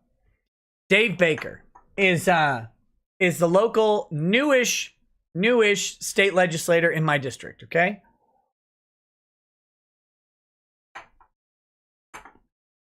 Long story short, there was a power plant in a nearby town, Benson, Minnesota. This power plant was a recycled garbage power plant. So you can imagine how well it was doing, right? Think about how that works. Do you think the recycled garbage power plant was putting out a price per watt anywhere near the coal plant or a nuclear plant or even a fucking solar plant? No, of course not. It's a dumpster. It's a dumpster. Terrible power plant. Completely inefficient. It costs way too much and it's subsidized by better power plants in the area. But it's in Benson, Minnesota. It's like 50 jobs in the local economy. Really important to Benson, Minnesota. Is it important to Minnesota in general? No. I'm sorry that you work those jobs. I'm sorry, I am. It's a bad plant. Garbage. Might be biofuel also. Doesn't matter.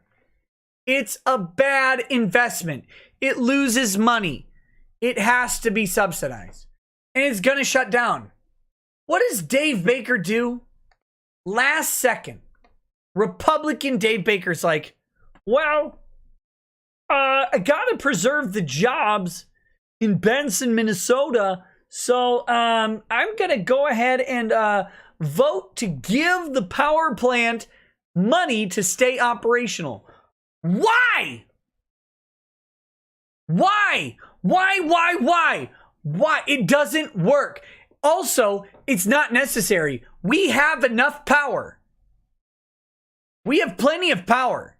There's windmills and shit that they've subsidized to hell already. We've got real coal power plants that actually do shit. Those exist. All of that exists already. One of those 50 jobs. So I teach at my homeschool co-op, right? I teach high schoolers. And when I say I teach high schoolers, I mean I ruin high school kids with black pills. That's all I do. It's like this with less profanity, okay? It's the same thing. And I tell them, we go through the central premise of Ayn Rand's book, Anthem. Are you familiar with Anthem? Have you read Anthem? Okay? Anthem is a great book because it's not 1,200 pages like Atlas Shrugged. It's not 850 pages like Fountainhead. Anthem is like maybe 100 pages. You can read it in an hour, even if you're an idiot.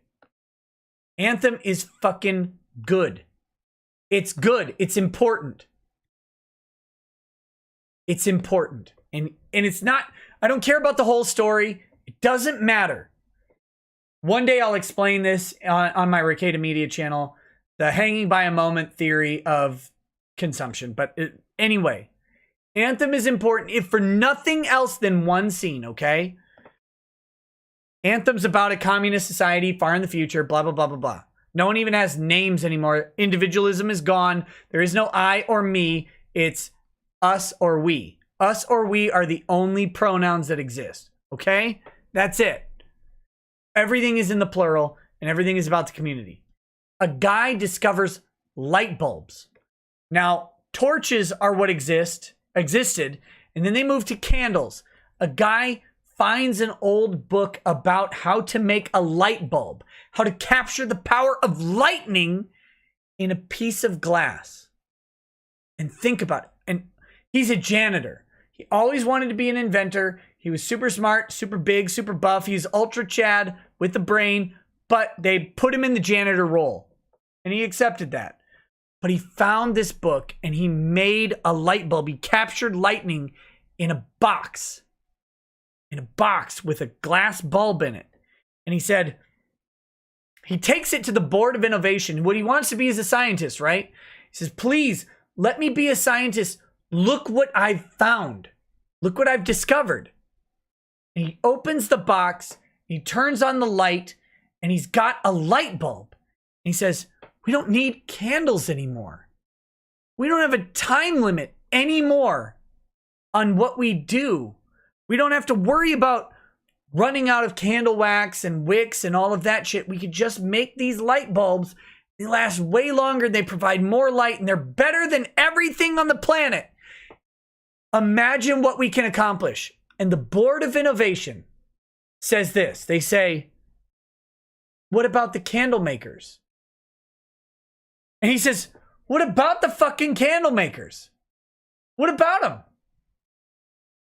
Who cares about they can do anything else. They don't need to make candles anymore. We can make them, they can do anything. They don't, and they said, whoa, whoa, whoa, whoa, whoa. We were on torches. And it took us 5 years to move from torches to candles. We trained all these people how to make candles, how to make wicks, how to dip and do this thing and make this process so we could make candles. We just finished transitioning from torches to candles. It's been 5 years. We can't do that again. This is Anthem. That's it. That's it in a nutshell. That's the most important part. Fuck the rest of the book. All of the individualism shit. I love it, but fuck it. It doesn't matter. This is the most important scene in the book.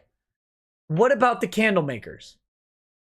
So Dave Baker, right? He votes to save these 50 jobs. Now, this is a congressman. He could have proposed any alternative on earth. He could have proposed that the company, let me get backstory on this power plant. Power plant was independently owned. It was bought by Xcel Energy, the biggest natural gas company in Minnesota. Okay?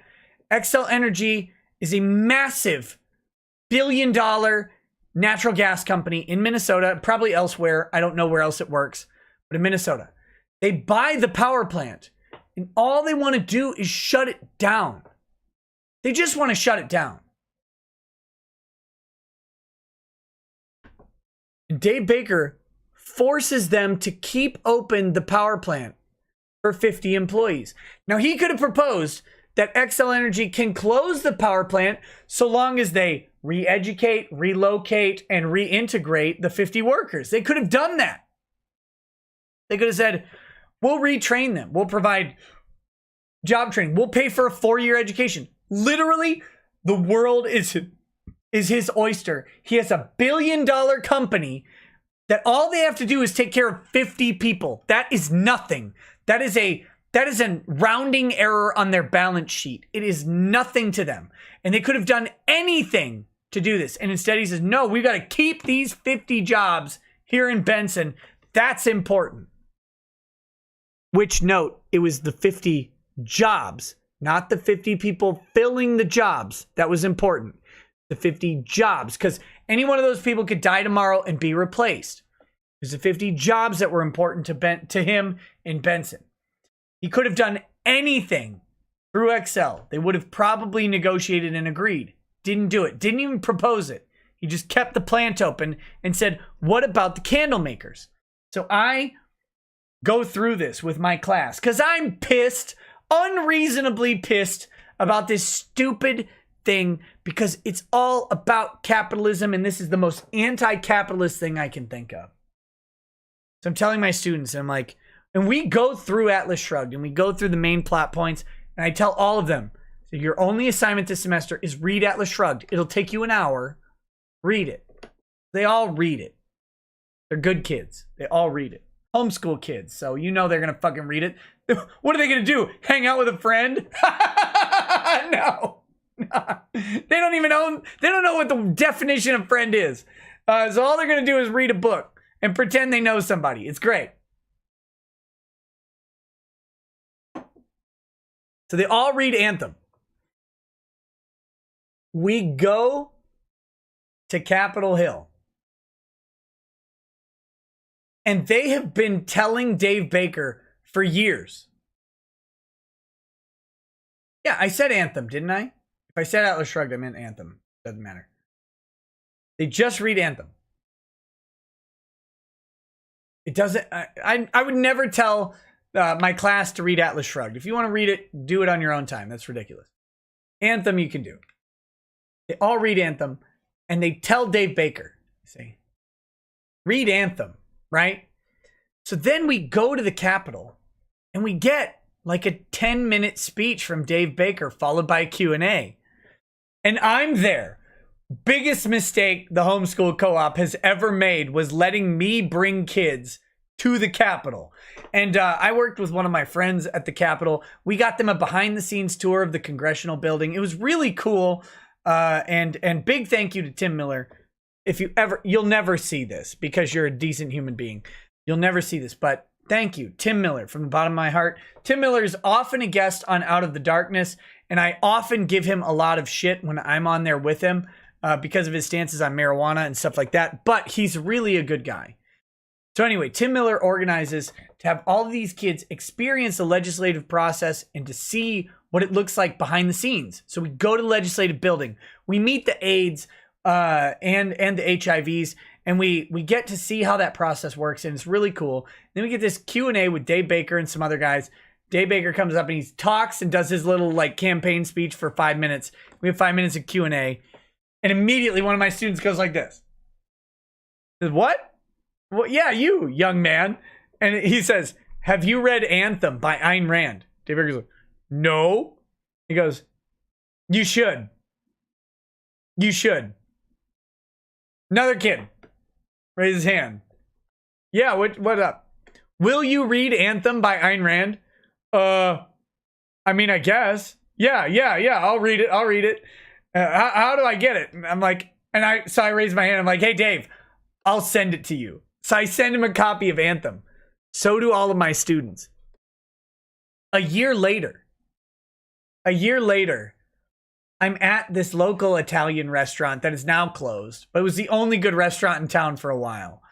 And one of my students' moms is a waitress there, and my student was actually working on the cooking line.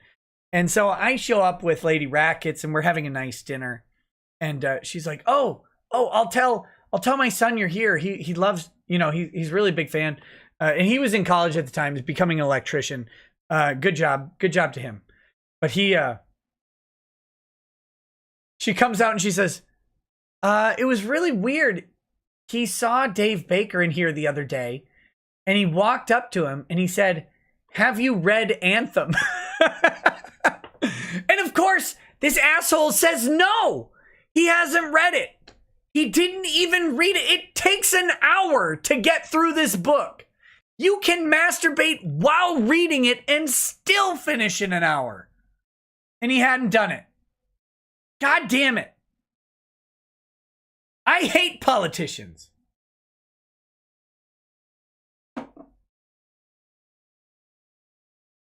So anyway, every single class I teach, every one of them, I say, email your representative Dave Baker and ask him if he's read Anthem. I talked to someone who knows Dave. They said the most annoying question that he gets the most is, have you read Anthem?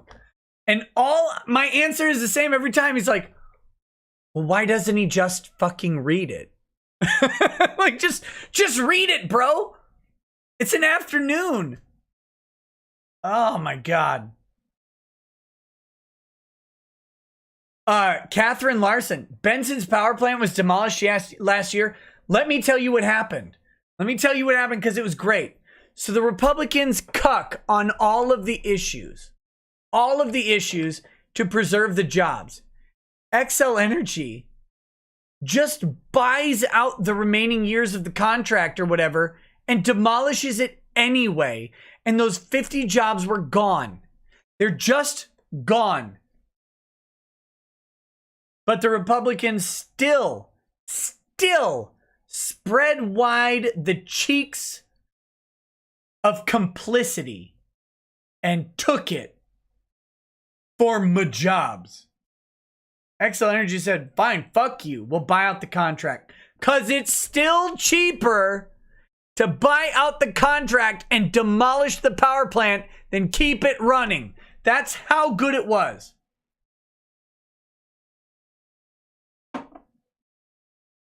All right.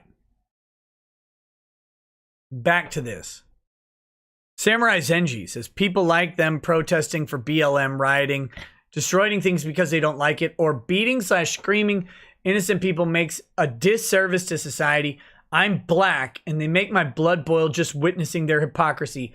I can't, unironically, cannot imagine how intensely angry, let me curb the profanity, intensely angry I would be being black right now.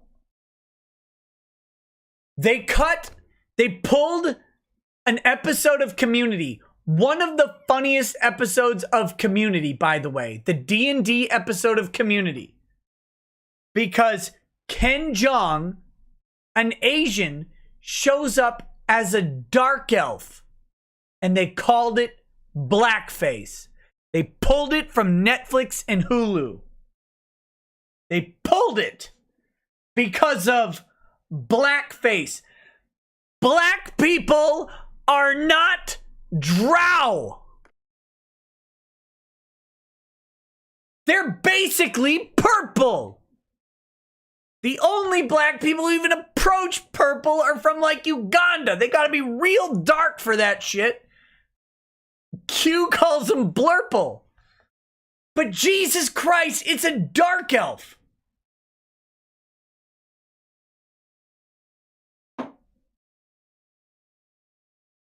They pulled it. They pulled an episode of The Golden Girls where they had mud masks on because they called that blackface.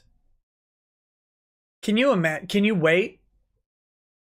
Have you guys, do any of you guys go to like spa days? It's a weird thing. I wouldn't normally go to a spa day, but I'm married. So a great anniversary present for your wife is a couple's spa day. It'll run you several $100s, and you go, and some Asian chick rubs on your back for a while. You go sit in a hot tub, and then after that, they do some treatment to you. Like they steam blast your face, for example, and then rub mud and shit all over it, and they peel it off. Okay? It's a spa day. It's supposed to be relaxing. It's weird. I did not like the steam treatment because I watched The Bone Collector, and I saw a man die from that. Fuck being steamed. I'm a dude. I'm not a fucking pressed shirt or whatever. But anyway, women apparently like this. So you can go and do this. And they will rub a mud on your face or body. You can get a whole body rub except for your penis. They won't rub that unless you're at a good massage parlor. You can get a whole body rub of mud, and then they'll peel it off of you, which allegedly will rip out all of the gunk and shit inside your pores. And it's cool. And then you get to sit again in a hot tub or a shower or whatever and it's a lot of fun. And I don't know the magic words to get a hand job, but someday I'll learn them. But anyway, that's the mud bath thing. That, wait for it, every rich white woman that you have ever met, Anita Sarkeesian, Zoe Quinn, when she's not getting railed by game journalists or whatever, every white rich woman, Karen, that you see on social media, without exception, has been in blackface in a fucking massage parlor.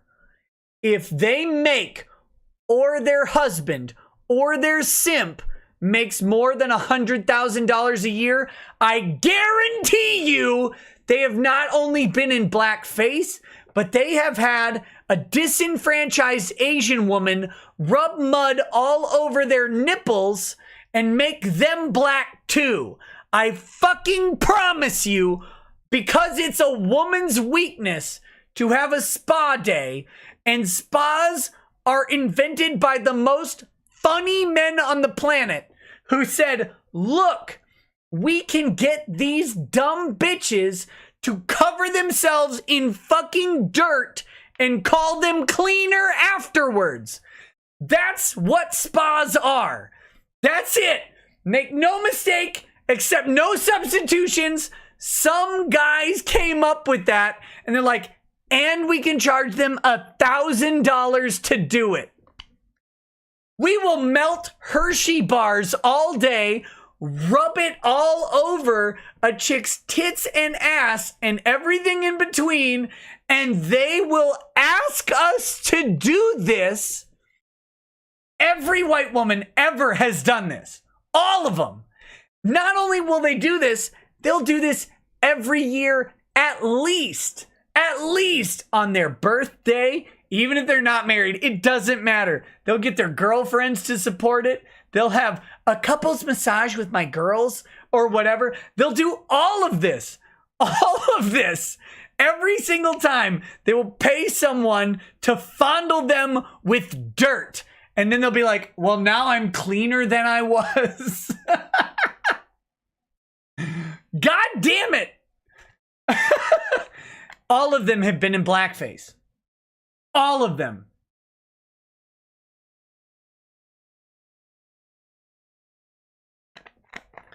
I won't even get in to my idea about how all of them have literally been in whiteface too. You know what I'm talking about. I won't even go into that. All of them have done this, and they all will do it tomorrow too. Alyssa Milano. That bitch has done it probably 100 times. Probably 100 times. DOG Beerus says, Nick, given that the prefrontal cortex is not fully formed until age 25, what do you think about raising the voting age? Perhaps make special exceptions for people who serve in the military. No. Don't raise the voting age. Eliminate the voting age. Get rid of it. If you are a net taxpayer, period, you get to vote. If you're not, you don't. If you're married, your household gets 1 vote, not 2. 1 vote. Net taxpayer, vote. Net taxpayer married, 1 vote. That's it. Fuck everybody else. Period. Done. Solve all of America's problems in 1 second. There's no discrimination. There's nothing. Do you pay into the system? Yes, you vote. You're married? You're one flesh. I read the Bible. You two are one. 1 vote. Fuck you. You want 2 votes? Don't get married. That's it. Done. Done. Someone said, and term limits for Congress? We would put term limits on Congress already. We would do it already. Fuck everybody else. If you can vote the Treasury to give you presents, you will. And people do it all the time. Sorry, Nova Zero. And I would maybe make an exception for the military. That's actually a thing I might do. Because if you're going to serve the country and give up several rights, and the military people actually do, actually give up their right to free speech. They actually give up their right to an attorney when you're talking about the UCMJ. They give up their right to due process that would be available to everybody else. They give up rights. I would suggest that military also gets an exemption. But that's only because the military don't get paid enough generally to be net taxpayers. And I think that should change as well. But for now, that's it. Nova Zero says, here's how the KKK get wiped. Daryl Davis went and talked the white out of them. Hey, and why the heck is M19 still active taking BLM money? That gets processed, but I can't join New Project 2 and throw money at some weirdo lawyer. Gay. Yeah, New Project 2 is a travesty. I don't even have the red pill energy. I'm out of black pills. I don't even have the black pills on fucking inventory to deal with New Project 2 tonight. Morty J says, if they're erasing history, we will not learn from it and hence repeat it. Guess that means with how much a certain German party is being brought up, I better find myself a bear Jew. God damn it. Synac8 says, remember how the couple were trending on Twitter under AR-15 for 2 days for brandishing their guns on trespassers in private land, but I just learned about the Antifa shooting just here. Yeah. Yep. I meant to talk about those Missouri lawyers. I don't know if we're going to get to them. I'm already trashed. Tonight's movie, and I forgot what it was, someone please remind me, is gonna be lit as fuck. And we're probably gonna do 2 movies. We're gonna do 2 movies tonight because fuck your time limits. Fuck this $500 whiskey. I'm drinking all of it.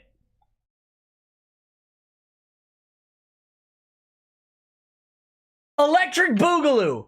We're gonna balance Electric Boogaloo with a movie with some damn tits in it. I am not gonna sit around and watch 3 hours of movie and not see a single tit. We're gonna get boobs in this stream. Damn it. I'm tired of new movies that can get fucked.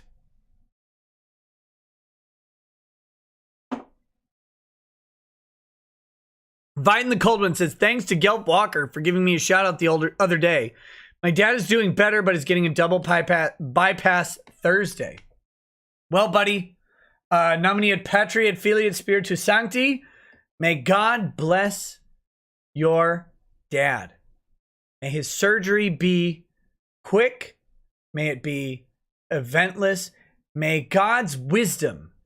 And I'm beyond the point of fucking caring. I'm praying with profanity and honesty. May God's wisdom and guidance be on the hand of the surgeons, and may he come out of that appropriately, positively, and healthy.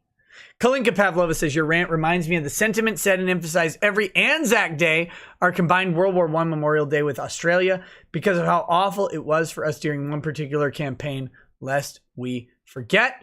Sakaki Onsai says, bad cinema, blame Jordan Peele, blame Ava DuVernay, blame Kathleen Kennedy, blame modern cinema is utter and complete crap. The bad thing, how horrible movies from the 70s and 80s are now better than modern blockbuster. Sees Heaven's Gate. No, see Death Stalker, tits everywhere. And we need to get back to it. Where did tits go in movies? Look, I will concede seeing dick and balls in movies if I see more breasts. I'm all for equality. What happened? This is my escape. You show me some medieval fantasy land where people aren't getting raped every day, and I don't believe it anymore. We did Deathstalker 2 last night. Where were you, pseudo memes? Seculara says, The Japanese imperialists make the Nazis look like Teletubbies. We're doing... Okay, I've decided. We're doing... Breakin' 2, Electric Boogaloo, followed by Strip to Kill.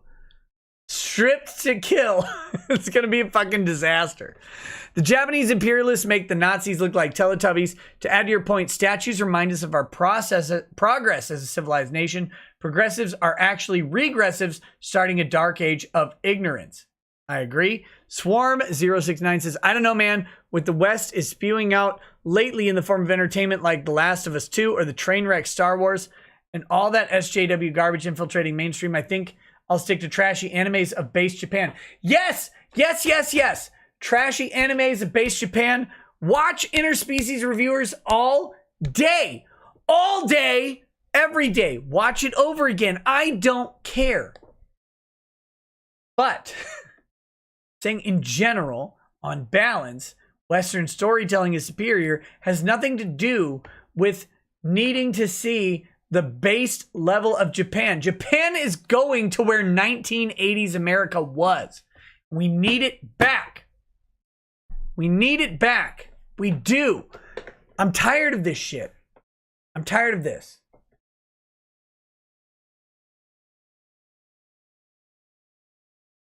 Swarm069 says, I don't know, man. Oh, wait. I just fucking read that. Seculara says also, most of those men were not evil. They were simply men of their time. Yes! Yes, that's the historian's fallacy. With all the social prejudices of their time, they're ridiculously held up to a moral monolith as if it retroactively applies to men who lived centuries ago. It's a great thing that Dan Carlin talked about in his Supernova in the East. Listen. We're going to talk about Japanese atrocity, but you got to understand, it's a different culture, a different time.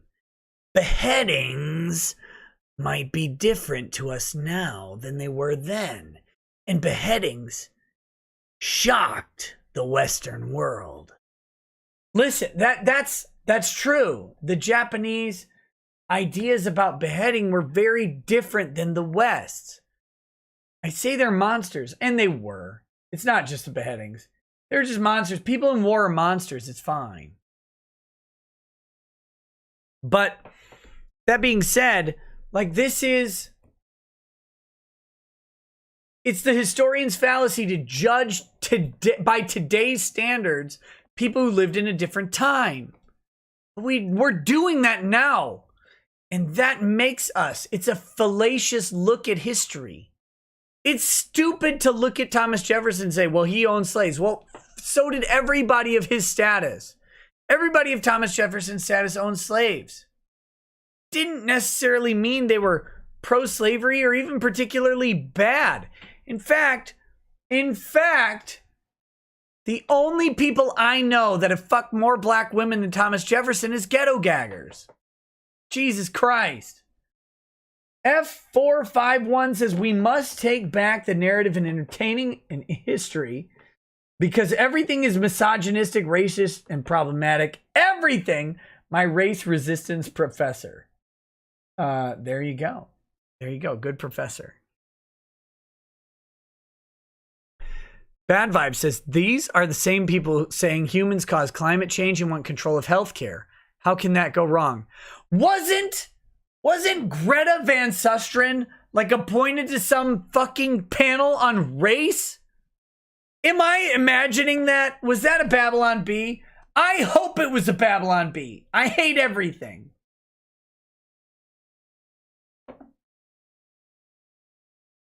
James Colley says, excuse me, Miss Pelosi. When was the last time you were digitized behind a dumpster? Also, would like to plug Ranting Channel. He does a news show with friends Satsu 2 Cents and Scribelight Monday through Saturday, 8 to 10 p.m. Central. There's a guy named Ranting? Wrong Greta? Oh, fuck, I said Greta Van Susteren.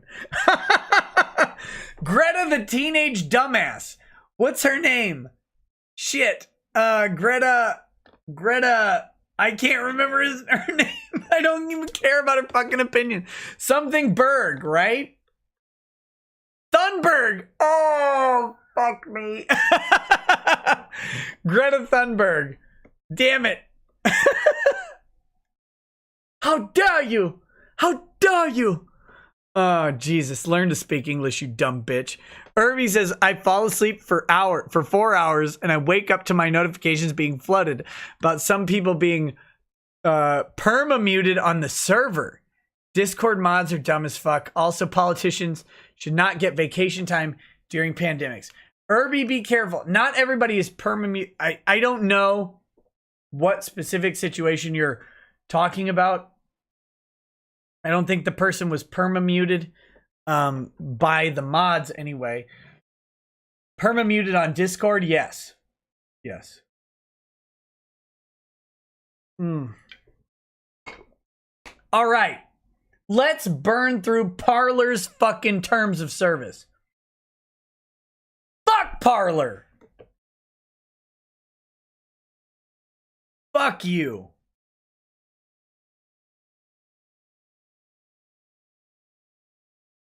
William Foley says, super chat for dead on Dan Carlin impression.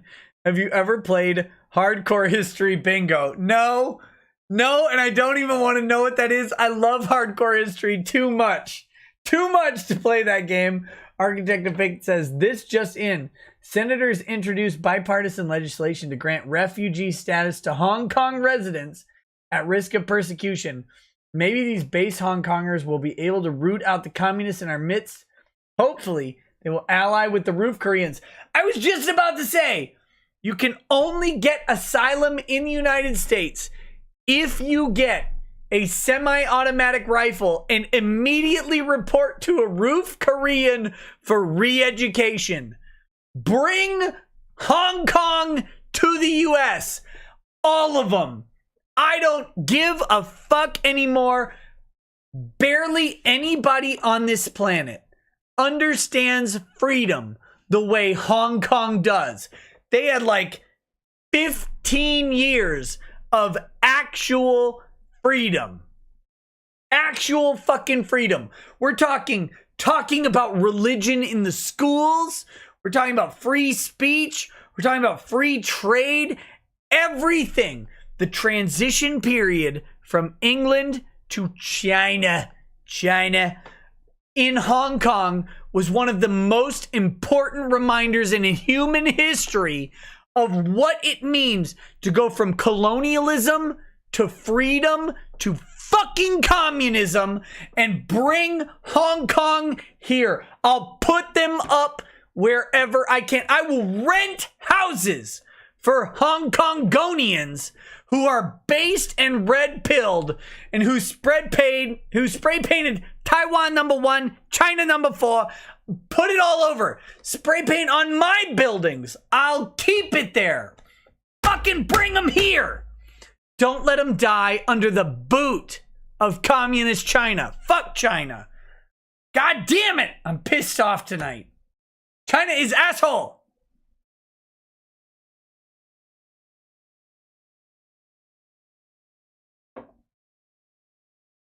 They always ask, well, are you willing to house a refugee if they're from Hong Kong? Yes, I want to learn about the goddamn Kumite. Frank Dukes and Jean-Claude Van Damme taught me about the Kumite. Bring Hong Kong here. Bring it. I want to learn about Mate and why that's a thing. Bring it. Okay. We're going to go with subheadings. Subheadings tell us everything we need to know about Parler.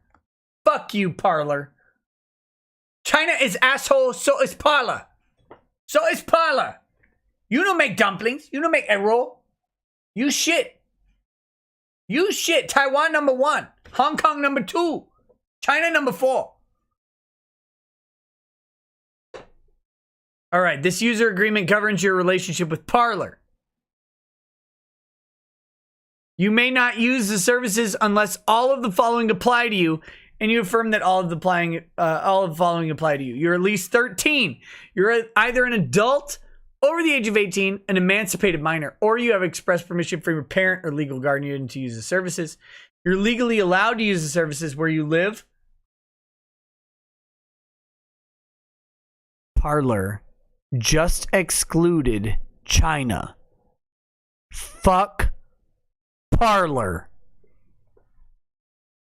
They excluded China. Right here. 2.3. People focus way fucking down. No. No. Use Parler wherever. VPN in. Be a bastion of free speech, you fucking cowards. I hate cowards more than anything.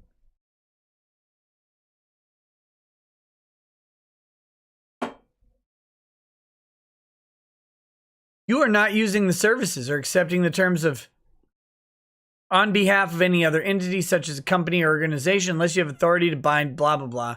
You've not been banned by Parler from using the services. This should have been the first fucking warning sign of everybody. They told you in the terms on number 2 that they were going to ban people.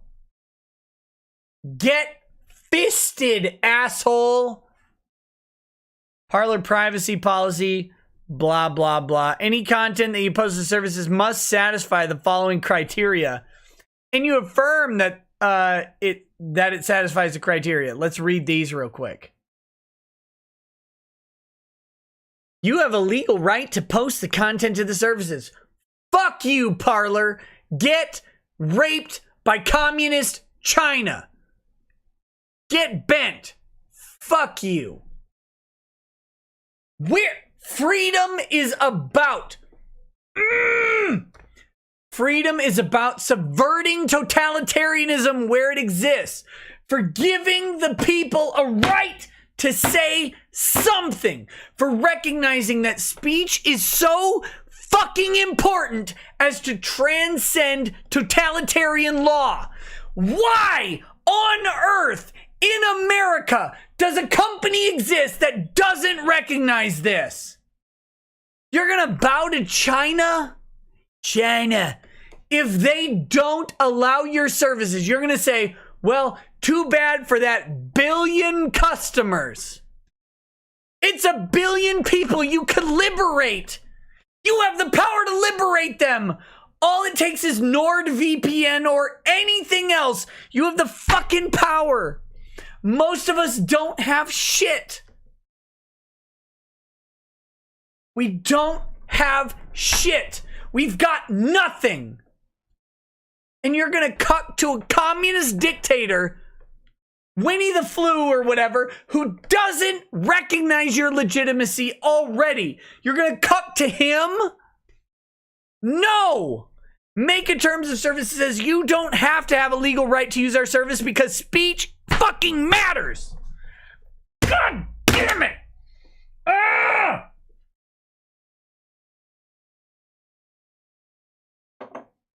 It matters.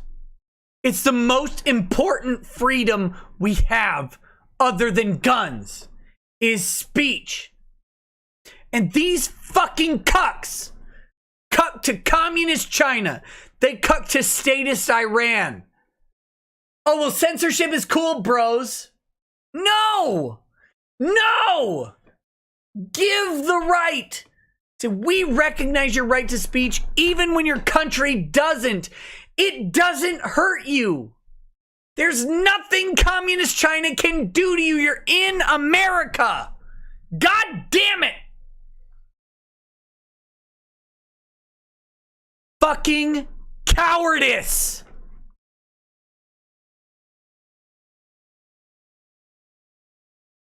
Cowardice. Guys.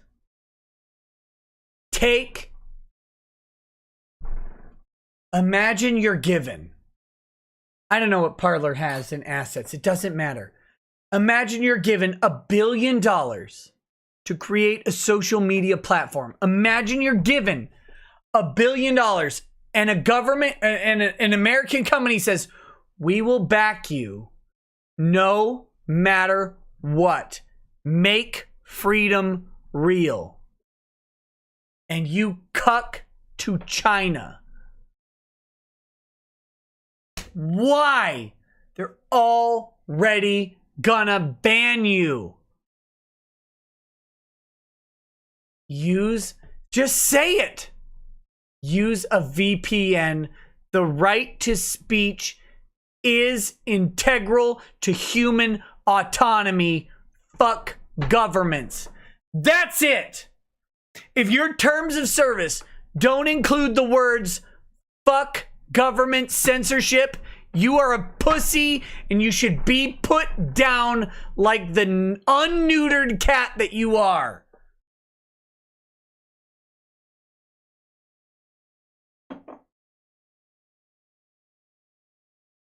You might as well fucking use Twitter. The content and purpose for posting it complies with all laws, rules, and regulations that may apply. No. Of the United States. Of the United States. Parler, are you going to be cucked into being drawn into court in Pakistan? Pakistan, as Obama would call it. India?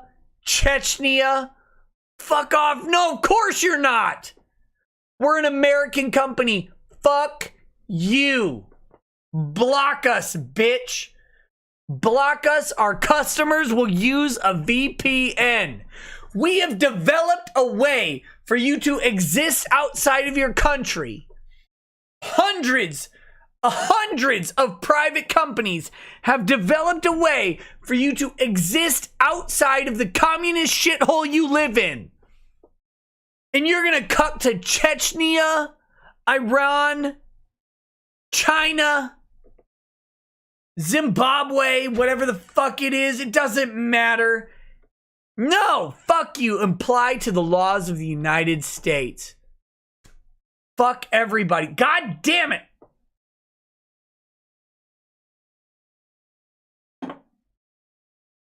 The content does not infringe the intellectual property rights of any person or entity. That's acceptable. Right? That's acceptable. Content does not include non-public, personal, private information belonging to someone else, such as another person's birth date, home address, or telephone number. Fuck you, Parler. It's not illegal to release a birth date, a home address, or a telephone number. If you want to keep them private, keep them private. And this is coming from someone who will likely be doxxed. Me, I will likely be doxxed in the next 12 months.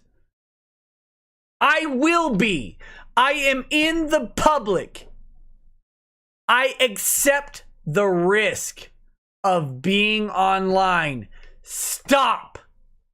An address is not private. You can take steps to try and make it private. You can take steps to obfuscate it. It's not private. The Kiwi Farms has tried to dox me. They have been unsuccessful thus far. Not for a lack of trying. They're very, very fucking good at their jobs. They're very close, but they're wrong. That's okay. I accepted the risk that I would be doxxed the moment I went online. It's part of it. It's part of it. The phone book does not dox you. If it's public, it's public. If people can put it together from what you put out there publicly, it's fucking public. Stop pretending doxing matters. It doesn't matter. Ever. You getting doxed. You are not going to be killed by anybody. You're just doxed. It's just like you're in the white pages or yellow pages of 1995. That's literally it. They've got your address. Fuck you.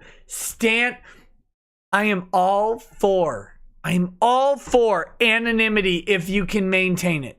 If you can't, nut the fuck up and stand by your goddamn words. Own your right to speech by acknowledging that someone can disagree. Fuck you. Fuck you. I'm so goddamn tired of the doxing bullshit. Anita Sarkeesian should be doxed. Zoe Quinn should be doxed. Rekieta Law should be doxed. Find it, fuckers. And when you do, good job. That's it. Good job. No one's coming to my fucking house because internet is not reality. It just isn't. And if you do, let me tell you, if you come to my house, I can see you from my kitchen and I will answer the door with a fucking handgun if I don't know who you are. Fuck you. Enter at your own goddamn risk. That's it. Plenty of people in my Discord server, plenty of people who watch the channel have reached out to me and said, hey, can we meet up? Absolutely. Absolutely. I don't live in fear of fucking people. I don't do it. Neither should you. People are normal. People don't want to kill you or rape you. They're just people. Doxing is fucking meaningless. On balance, doxing doesn't matter. None of this matters. It's just numbers and words on the internet. Don't acknowledge it. It doesn't matter. Jesus Christ. Jim did it right. He never acknowledged the dox. It's probably right. Probably damn accurate. You'll never know. He never adopted it. There aren't people who would kill you. There aren't. They don't exist. It's not going to happen because you got doxxed. It's not. Stop. Anyway, sorry. Go on. Let me go. Content complies with Parler community guidelines. Fuck your community guidelines. You grant Parler a license to any content posted by you to the services. Yes. Of course, if you upload something to a platform, of course they have license to use it. Nothing nefarious about that. Virtual items. You understand that at times you may earn or buy or purchase virtual tokens for use in the services. Fuck you. If you buy shit from Parler, you are dumber than anyone I've ever met. Ever. Some nobody. No, swatting happens. It does. It does happen. But swatting isn't caused by doxing. Swatting is caused by an interceding act. Doxing is meaningless. It's meaningless. This is as someone, let me reiterate, I will be doxed in the next 12 months. I will be. The Kiwi Farms has come pretty close. I will be doxed in the next 12 months. I know it. I took steps to prevent it, but it's gonna happen. Because I'm just a normal asshole. And I've probably given too much information about my dox. It's me. It's on me. It's not on Kiwi Farms. It's no one else's fault. It's mine. Swatting will happen. Swatting is the fault of the swatter, not the doxer. I don't care that the doxer did the work to give the swatter the information. Swatter takes the intervening step. Look, think about it this way. You install, as a civil engineer, you install a stoplight, right? You create a stoplight. Now, someone runs that stoplight and rams into a car and kills 5 kids. And they say, it's because the stoplight wasn't big enough. You could have made a bigger stoplight. You could have put a big ass thing. You could have put a physical barrier. We have physical barriers for cars. Train tracks, right? Arm comes down. Stops you. Why aren't? Think about this. Think about this. Why aren't physical arms in place at every stoplight? Why aren't they? They stop us at train tracks. Why don't they stop us at stoplights? Imagine how much easier a collision lawsuit would be if you just showed that they busted through a fucking arm. Right? We can easily stop every single car. All you have to do is put the tire strips up. Red light comes up, boom. Tire strips. Try going past me, you fucking bitch. You will get flat tires in a second if you try to go past me. Why don't we do that? Why don't we do that? Because freedom allows us to run the red light for a cost. Sometimes that cost could be millions of dollars in damages for killing someone. It's a reality. It's a reality. Anyway, my point is, we have every tool in the book to stop doxing, every tool in the book to stop swatting. We don't do it because the freedom of speech is more important. Anyway, stop it. Stop the community guidelines shit. Stop this bullshit. But yes, of course they have a license to any content they posted. Virtual items. If you buy shit from Parler, fuck you forever. Stop buying shit from these people. They sell your information. They sell your metadata. They sell your cookies. They sell everything you do. They don't need you to buy microtransactions.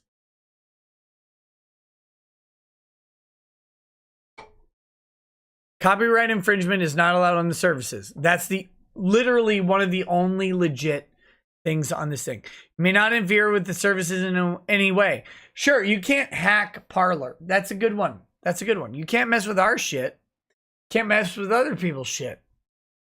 Parler may remove any content and terminate your access to services. Yeah, I guess. Fuck you, Parler. This should be it. You post anime tits. Drawn tits. This.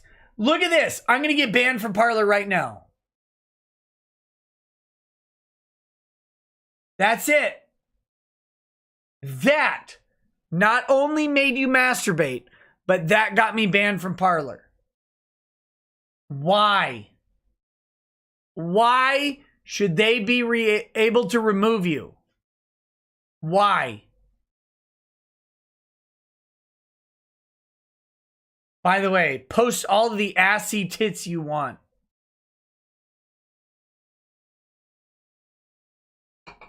You agree to receive communications from Parler. I guess. If you're going to engage their services, you're going to receive communications. Services are provided to you as is and at your own risk. Yes. Yes. You go on Parler and you call some dumbass a cuck. You run the risk that he might dox you. Of course you do. Just like in public. In public. Think about this. You're at a restaurant. You hear some guy simping for a woman at the next booth. You get up and you go like, haha, lol, you fucking cuck. Like you would on Twitter or Parler or whatever. You might say, hey, listen you Chad, you masculine thing, you, who I love and I would love to watch bang my girlfriend. Listen, I know you live at 123 Anywhere Place. Of course, that's a risk you run. It's discourse. Next, We're not going to go through this. 12, you agree to arbitrate any dispute that you have with Parler. This is fucking stupid for Parler. Mandatory arbitration clauses are dumb as fuck. We're going to talk about the Patreon arbitration suit with Teddy, aka Vox Day, very soon, probably this week. Maybe I'll get Vox on for the stream. Would you guys want to see Vox? Would you want to hear Vox talk about this lawsuit that's ongoing with Patreon, where Patreon literally docs? By the way, it's illegal for you to dox your Patreon customers. Patreon fucking did it in a lawsuit. In a goddamn lawsuit, Patreon doxed 72 customers. The same number of virgins they'll get when they kill themselves for Allah or whatever. I'll ask Vox if he'll come on. I, of course, have an open line to Vox because I have an open line to all problematic people. Please contact me if you are problematic. I love you. I don't care how racist and hateful you are. I don't care. I don't agree with you. That's the difference. I don't agree with you. But I will talk to you because you're a fucking person. And I might try to change you to my perspective. God damn it! What happened to that? What happened to just trying to convince people that they're wrong? I don't like racist opinions. Obviously. Like, all of my friends are black.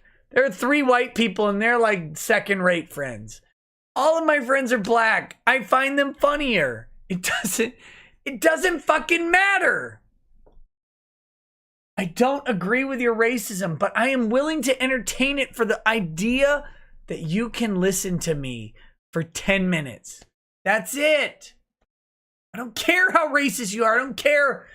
And if at the end of that 10 minutes, listen to me. If at the end of the 10 minutes, you're still racist, great. It doesn't affect me. And it doesn't affect my black friends either. It doesn't matter. It doesn't matter. And you might be racist for 5 years, but you might not be racist for 10. Don't care. You're still a person. You came to those ideas somehow. I know racist prison guards because every black person they've ever met is behind bars. Let me repeat that. Every black person they've ever met is in prison. Of course they're racist. Literally every black person they've met is in prison. How do they have any other perspective on that? Of course they're racist. God damn it. It's not their fault. It doesn't matter. They don't actually hate black people. They just have limited experiences. That's it. Give me 10 minutes. And if you're still racist at the end of it, cool. You might not be racist a year from now. You might not be racist 2 years from now. It doesn't matter. And if you still are racist for 10 years from now, your opinion still matters. God. Too much drinking. You agree that you will not participate in a class action claim against Parler. Fuck you. If you hurt a class, fuck you! Nobody's talking about this. Nobody's talking about number 13. They're all talking about number 14. Nobody is talking about the fact that you will not engage in a class action against Parler. If you hurt a class, fuck you. Why should we protect you with our goodwill? Morty J says, had a watch party with a friend this past weekend and watched entire Evil Dead trilogy. I'm glad to see it in a form pure joy. Sadly, because I know that Ash is going to be targeted eventually. I would love the Evil Deads to be on the watch party option on Twitch, but they're not. My favorite fucking character stories, whatever it is. Okay, this is the big one. We're going to read all of number 14. You agree to defend and indemnify Parler, as well as any of its officers, directors, employees, and agents, from and against any and all claims, actions, damages, obligations, losses, liabilities, costs, or debt, and expenses, including but not limited to all attorney's fees arising from or relating to your access to and the use of services. Parler will have the right to conduct its own defense at your expense in any action or proceeding covered by this indemnity. What in the actual fuck is this? What is this? Give me a minute. I'm gonna have an ad. I don't know if it'll show. I don't even know how this works. I'm gonna have an ad right here. I'm gonna go take a piss. I've drank a lot of whiskey tonight. I am dropping black pills like they are Coke in 1989. Okay? Here we go. Ad inserted like a penis. I'll be right back. I gotta take a piss. Sorry. I don't normally do this, but I'm drunk, so what do you fucking care? Oh! Standing up is challenging. Holy shit.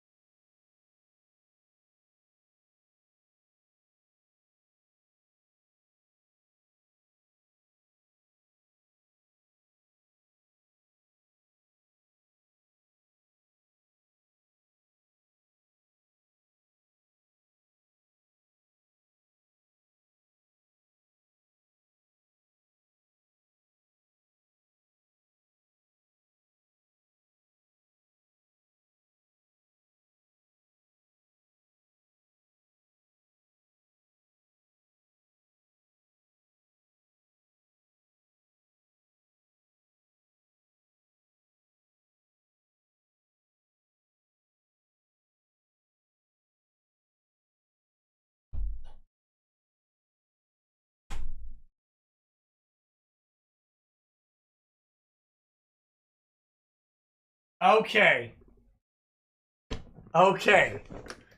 Anyone who says they're drunk or sober while sitting down is a liar. I am trashed. That's okay. Let's talk about this. Indemnity clauses. Indemnity clauses are normal in contracts. Indemnity clauses are abnormal in contracts of adhesion. An adhesion contract is one that you agree to for access to a thing. In this case, Parler, right? Imagine this. Let's say you want to join Parler. You're like, I'm going to create my account at asshole on Parler. Can you send them this terms of service and line out item 14? Of course not. Line out item 15, 16, any line item. Can you line it out and send it back to Parler and say, this is what I want? No, of course not. You don't even have an option or an opportunity to do that. Now you're participating in a physical event. Like I like to do 5Ks, for example, or mud runs, or inflatable runs, or bubble runs. Whatever they are, right? I like to take my kids to the bubble run. where we run down a thing and occasionally get assaulted by multicolored bubbles, right? Good times. Can I, at that event, live, signing the liability waiver, line out the exculpatory clause or the indemnification clause? Yes! And I do, because I'm a lawyer and a piece of shit. Of course, I line out the clause that excuses my negligent actions from their liability. Of course I do. When I do a mud run, a 5K in the mud, you think I'm going to say that my negligence is not their fault? Of course it's their fault. If I line it out, very simple. I initial NR, and I circle it, and I give it back to them. And you know what they do? Every single time, they accept it. You know why they accept it? Because it's not a lawyer. It's not a lawyer sitting there. It's just a guy, right? It's just some dumbass who did 10 pull-ups at a gym or whatever. Yeah, I like doing 5Ks. I'll work for one. That way I can get in for free. I can skip my $100 enrollment fee. Of course. They just accept. They don't care. And when they accept it, the lined out terms are legally binding, which means you can take that whole exculpatory clause, which says that Mud Run 5K is not liable for any injury caused by blah, blah, blah, blah, blah. Just draw a line through it. And then sign it, and don't say a goddamn word, because when the volunteer who does that for a free entrance fee to the race, when they do that and they take it, they've accepted your negotiated settlement. Okay? They've accepted it. So if you get hurt due to your own negligence or their negligence, it's their fault and you can sue them. Absolutely. Look, if you lose a fucking leg on a 5K, you should absolutely sue the 5K. Get a lawyer to do it. Line that section out first. Now, line out your indemnity clause too, which says you'll pay for their defense. Line it out. They're not going to read it. It is 100% legally binding. But with Parler, do you think you can do that? No, of course not. When you create an account on Parler, you don't get a chance to submit to them a signed statement about this, do you? You don't get a chance to negotiate it. But the courts recognize that your acceptance of the term is a negotiated agreement between you and Parler. So this is binding, which means if I go on Parler and I say Ron Toye likes getting pegged by Monica Rial, and I do that, and Ron Toye sues me for whatever damages because he hates gays or whatever, if he sues me for that, he can also sue Parler, and I am contractually obligated to pay for Parler's attorneys, and I don't get a fucking say in what they are.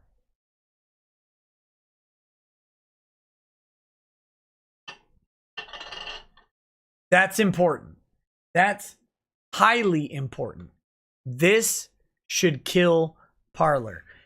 As a platform, you have Section 230 immunity. Fuck you. You do not need an indemnification clause. Period. Parler doesn't need this. And whatever lawyer drafted this terms of service should be drug out into the street and have his testicles pulled off of his fucking body. You know it wasn't a woman. Have his testicles pulled off of his fucking body and fed to him. He is a cunt. And he should have a cunt. And that should be the gaping wound where his scrotum was. Fuck him. You affirm that you're competent and agree to be bound by these user agreement. Parler cannot waive any right to enforce this user agreement. This is the dumbest clause in here. Unless it does so expressly in writing. No, Parler can waive every right. This is the dumb. This is the second dumbest. Number 14 is dumb. Second dumbest. Number 16 is the second dumbest thing. Of course, Parler should be able to waive any right in this terms of service. You're always able to waive a right that voids your contract. Oh, you didn't pay me? Okay, you'll pay me next month. You'll pay me double or whatever. It doesn't matter. I shouldn't be compelled to cancel the contract because you didn't pay me. That's dumb. That's a stupid thing. You should always be able to waive any rights. Shouldn't have to do it in writing.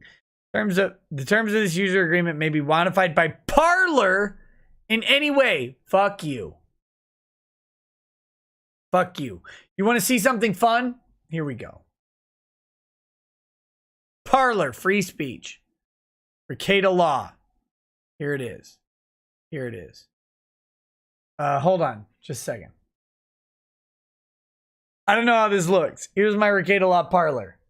Let me do this. Settings and privacy. Let's see.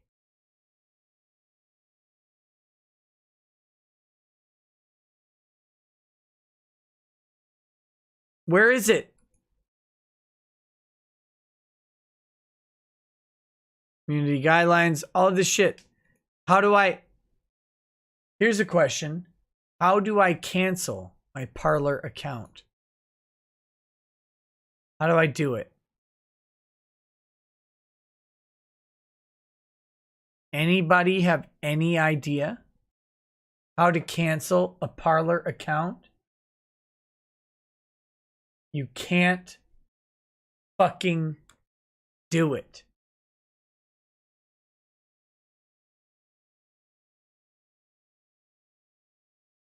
Here we go. We'll do it this way.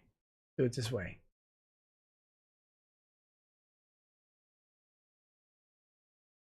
Hey, Parler.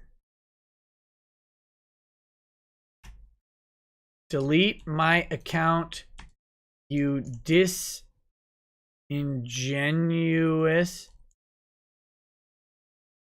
I can't type.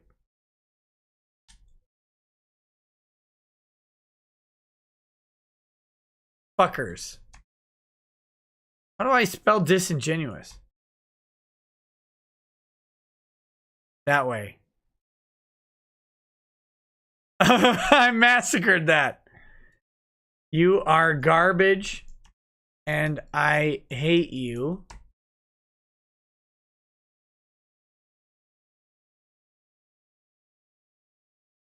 Twitter is even more free than your piece of shit service. And fuck you. I won't pay for your fucking lawyers, you furries.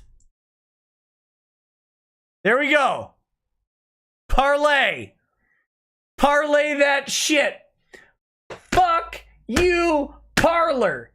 Eat my dick.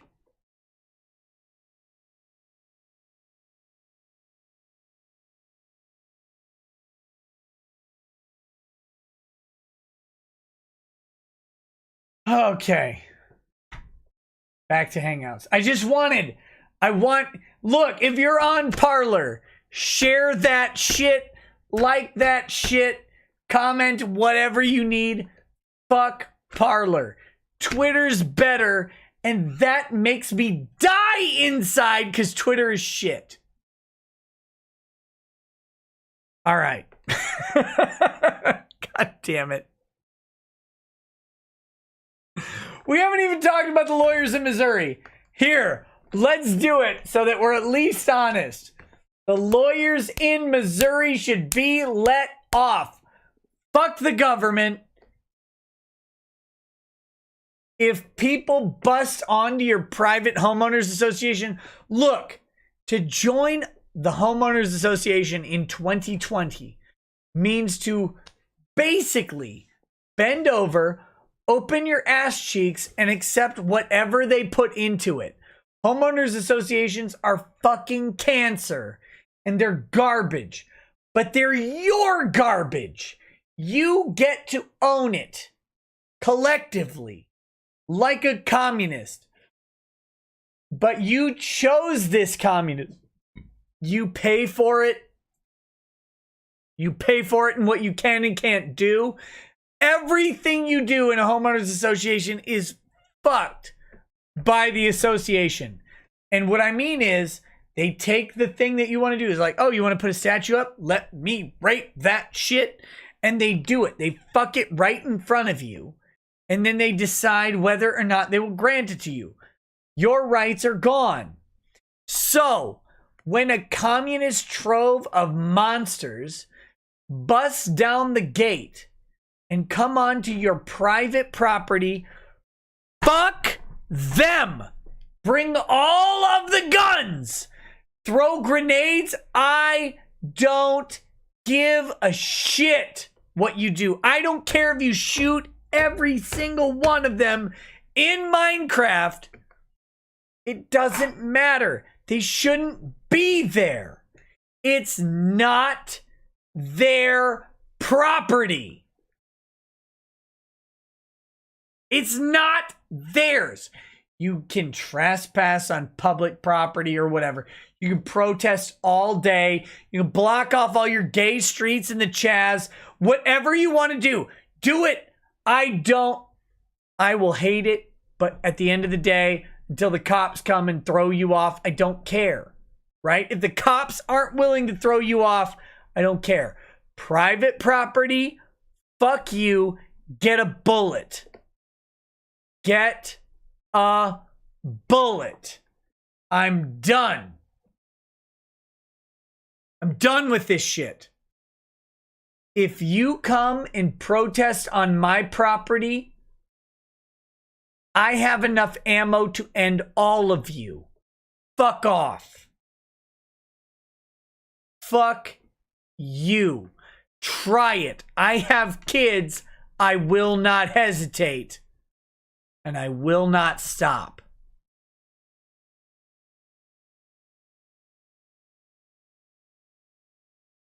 Anyway, and that, by the way, goes to a Dallas loan originator who threatened to come to my house.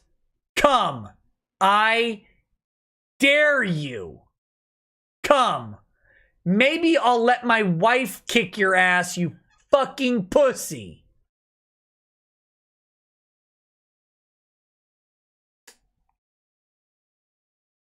I've got a big fucking swamp in my backyard. Fuck you.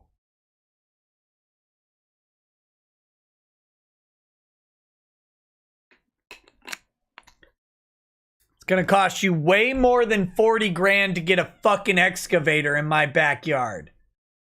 Fuck you. God damn it, I'm drunk. I wasn't even gonna talk about that shit. Big Red Bear says, historically speaking, authoritarian leftists, once they've seized the government, tend to annihilate anyone who resists them. This has likely only gotten worse with the advent of technology and government assets. Yes. Yes. Absolutely.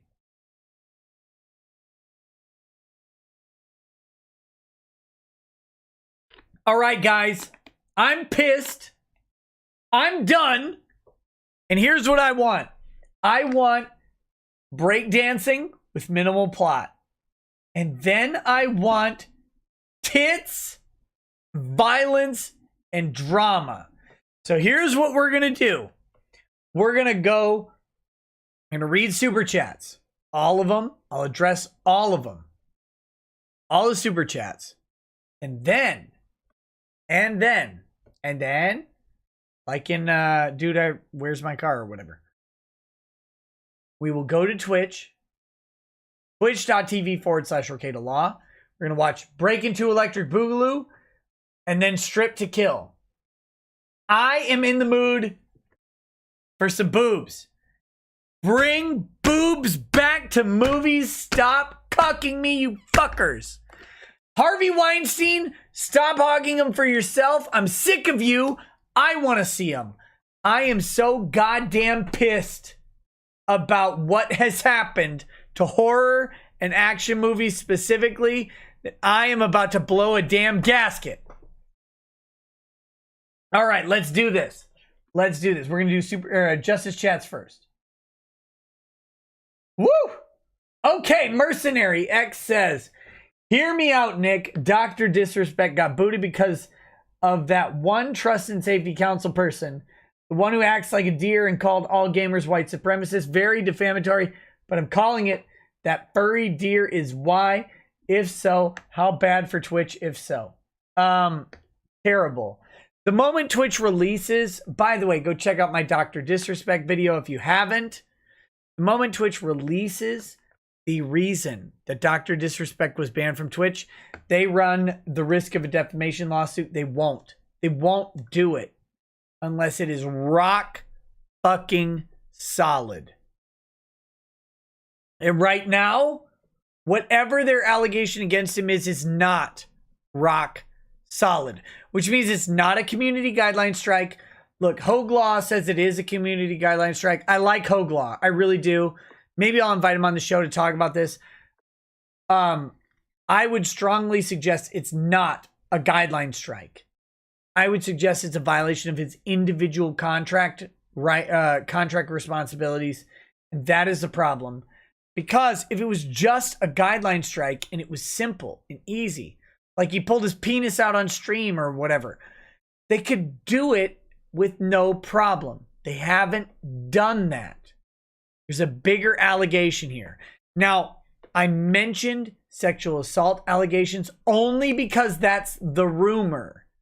I don't know what they are. It could be any per se defamatory allegation. Twitch is being mum on saying it. Why? Why? Why would Twitch be quiet right now? If it was just he said the N-word too many times, or he said the F slur too many times, or he berated women too many times, what would they do? We don't agree with his position about X protected group. Of course, Twitch is going to virtue signal. Of course, it is within their purview to do so. They haven't done that. Something else. And they're scared of what it is. If they say, well, he fucked a chick at TwitchCon 2019, and then he comes out and says, actually, I wasn't fucking that chick. I was fucking a different chick. Or 10 chicks. Bitch up, Twitch. Whatever it is. It doesn't matter. I was hanging out with my wife, having cigars in her vagina. It doesn't matter what he was doing. If he wasn't doing what they said, they run a defamation lawsuit and they lose on a multi-million-dollar breach of contract deal plus the defamation lawsuit, which will potentially bury Twitch. It is devastating how much money that is. Anyway, I disagree with respect to Hogue Law. I like him very much. I just have a different opinion. That's okay. Lawyers can do that. And maybe I'll have him on the show to talk about it. Okay. Josh says, hypothetically, if you had a defendant who messages an alleged witness saying there will be retribution and consequences, further appears in a video expressing that he was considering assaulting said witness and it would cost $40K, what would you do? Let me lay this out very clearly. Let's say hypothetically, that the party has also subpoenaed said witness. And that subpoena is still kind of unresolved because there was no motion hearing on the motion to quash. All right? Let's hypothetically state that we're still in ongoing litigation, and should that litigation come back from hypothetical appeals, what would happen? Well, you subpoena. You have an existing petition to the court to subpoena the witness, right? Now, the witness wants to resist the subpoena. The witness says, I will not comply with the subpoena. The subpoena is only for the purposes of causing me intimidation, preventing my free speech, and trying to instill fear. Instill fear. Now, suddenly, the witness has a statement from the party.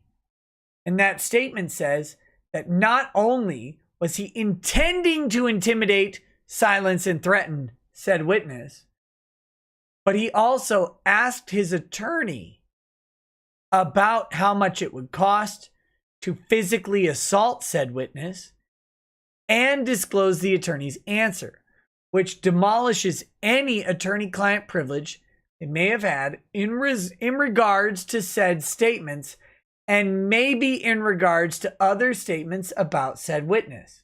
So said witness would immediately motion for discovery on all statements between the attorney and the client in regards to said witness.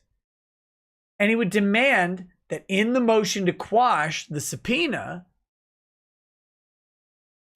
that the party would account for his statements that were made in public and testify to them along with other statements he may have had with his attorney. So there you go. So, what is the moral of this story? If you are in litigation and there is a witness and you publicly disclose that not only did you think about physically assaulting this witness, but traveling 1,000 miles to do so, and then asking your attorney about how much it would cost to defend said witness or said assault, and the attorney answered you, and you disclosed the answer, you've defeated privilege, at least as far as that statement, and maybe as far as other statements regarding that witness. And you may have to testify about those statements, or you may have to produce those statements to the court, and that witness is probably not going to be subject to the subpoena. You fucking dumb marmot. Sorry. Don't do that. Short Round says, sorry about the Discord heart attack. Social media has decided that I am a non-person because of thought crimes, and anyone I've touched is also banned. Hope you got your gift I sent you in the mail. Live free. No masters. www.onlyfeds.com. I did. Guys, this is from Short Round. Wait, it's upside down. Got this flag. It's going to go up on the wall as soon as I get the foam up on the wall. Here it is. Rekieta law. Wait, I'm trying to see through the flag. It says speech is free, lawyers aren't. It is from Short Round. Short Round. By the way, many people, the first time I showed it, asked, can they buy the flag? It's backwards. I'm too drunk to know what forward and backwards is. Short Round, if you're still around, many people would like to buy the flag. I grant you my blessing, my son. You can use the Rekieta Law, Rekieta Media logo. I give you full license to sell the flag. No, you don't have to send me anything. If people want to buy a Rekieta Law flag from Short Round, I am not the obstacle, and Short Round is welcome to sell them. So there you go. Mercenary X says QAnon warned about censorship ramping up. He warned us about these people. They have lost power and they want it back by any means. All of these tech companies are in on it for the money or are being forced to. They're desperately trying to survive. Clown world. I agree. Crusader Saracen says, if the people of Seattle re-elect Mayor Durkin and Governor Inslee, they neither have a future nor deserve one. I agree. Crusader Saracen says, notice how the 14-year-old, 16-year-old, and 19-year-old young men all shot, with 2 of them being murdered by the chuckle fuck security and Chaz, were all black. Somebody should have told Chaz that Black Lives mattered. Well, if this isn't a bruh moment. So there you go. I can't confirm that, but I have heard that. That 2 dead and the 3rd injured are all black and the Chaz shot them. Crusader Saracen says, if you're looking at writing a novel, I recommend you connect with award-winning author Brian Niemeyer on Twitter, who also works as a freelance editor. His rates are fair and his work is excellent. I hired him myself as an editor on my own novel. I'm not looking to do a novel. If we end up doing one, then that's what we end up doing. John Hughes says, BLM is privileged, unlike their argument always talking about being oppressed. But when they riot over a criminal death, no repercussions. I guarantee you, if Asians pull the same shit over COVID, we will be demonized and shut down because we ain't black. Redacted says, as long as the civil rights apparatus exists, racism will never be fixed. It can't, or else they'll be out of a job. There'll always be a boogeyman or some new frontier of oppression until the fall of the republic. I agree. Bad Dragon Knight says, talked to a guy the other day who met a grand dragon trying to recruit people at a bar in the sticks. He just showed up and handed them cards with bags of weed stapled to him. Said, all right, boys, do what's white, then cut donuts in the PL parking lot and sped off. That's sad. That's just embarrassing for that guy. Bad Dragon Knight says, they all figured he was just some crazy homeless guy. Also, sorry, Nick, I probably won't be watching as much of the watch parties. Whole thing with Twitch banning Trump kind of gives me a pit in my stomach. Look, I get it. And I will not begrudge anyone who doesn't want to support Twitch. That's fine. I just enjoy the watch parties too much, and they're too much fun. It's the best innovation in live streaming that I've seen. Wolfman says, hey, Nick, something else to add to your rant. I read that Beijing has finally overthrown the Hong Kong legal system starting tomorrow. Now there will be no dissenting opinions in Hong Kong. I mean, there will be there, but not for long. They'll be just killed. And that's good, right? Just kill them. Ben Cheever says, sounds like they gave you curdled meds that have been sitting in their fridge for 3 months during lockdown. That's not actually true. They just received them recently. That's how these meds work. It was a pain to actually get them. Probably tried to make it less viscous by letting it warm up despite it not being fit for use. Thought you paid for good health care in the US. No, I think they actually just changed the formula. It used to be a thing that they mixed up in-house. Now it's being mixed up at the specialist pharmacy, and soon they will be mixing them up for home injections. Malik Foxon says, survived Corona Chan. Also, how come as black folk, we were first compared to orcs and now drow? Are we mythical creatures now? Well, I mean, in many ways. Eventually, there won't be any fantasy humanoids that black folks ain't compared to. Rainbow unicorns or blackface eventually. Siren Jack says, guess what? The same Seattle councilwoman who let protesters into City Hall led them to the mayor's house. Despite that address being protected from the mayor's time as a U.S. attorney, the mayor's now calling for her punishment up to expulsion. Good. Expel her, but also get fucked, mayor. Night of Upbeck says, fairly certain hand jobs are just a myth. I don't know anybody who has ever actually gotten one. A lot of press, not a lot of numbers. Whatever group of people is supposed to be putting these points on the board isn't even showing up to practice these days. A Supreme Overlord 1 says, any advice for someone who just finished their year of law school and can't find any legal work or volunteer gigs because of the virus? Nope. No. Sorry. You went to law school at a bad time. So did I. Crusader Saracen, I missed this one. I'm sorry. In fairness to the fathers, slavery for a time was oh wait, no, I didn't miss this one inappropriately. Holy shit. Architect of Fate. This is the one I missed. This just in. Senators introduced bipartisan legislation to grant refugee status to Hong Kong residents. Oh, I read that one. I didn't miss it.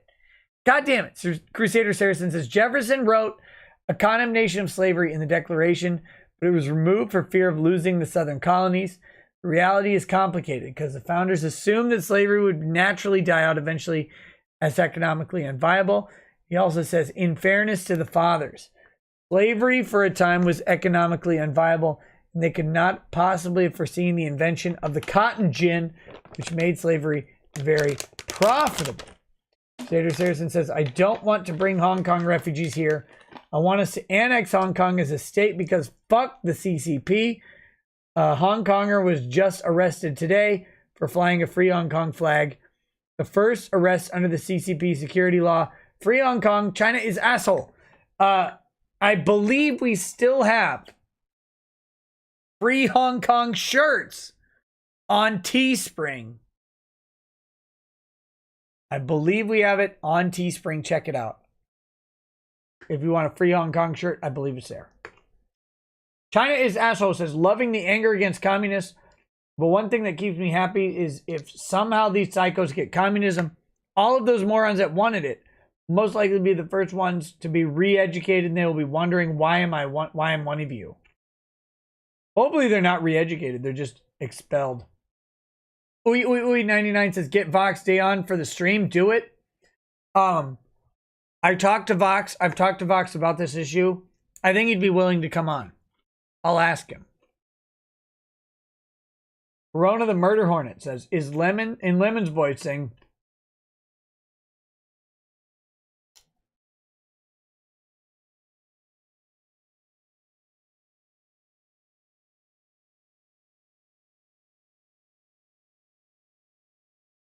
what the fuck? Corona the Murder Hornet, what tune is this?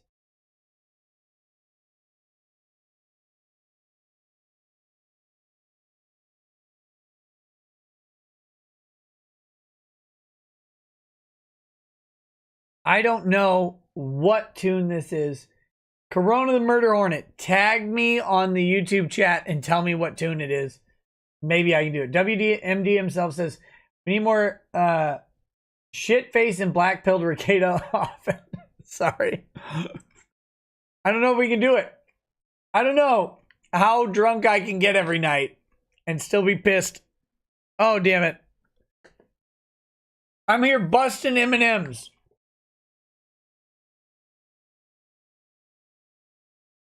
Crusader Saracen says, Nick, for the purpose of home defense and our castle doctrine, is a legal distinction when they forcibly enter a domicile, for example, through the door, or if they step foot onto your property, period, for example, onto your lawn. It's different for every state. I can't tell you. I can't tell you. What time is live chat Wednesday today? It's normally at 2 p.m. Central Time. That's what time it'll be. Tomorrow. Crusader Saracen says, a mob once surrounded Tucker Carlson's house and terrorized his family, some even attempting to force the door open. Could you legally shoot through the door if they were attempting entry? Yeah, I can't see why not. The trick is being in reasonable fear for your health or safety. That's it. Are you reasonably in fear? And then are you actually in fear? Those two things are important. Red River Valley? What the fuck is Red River Valley?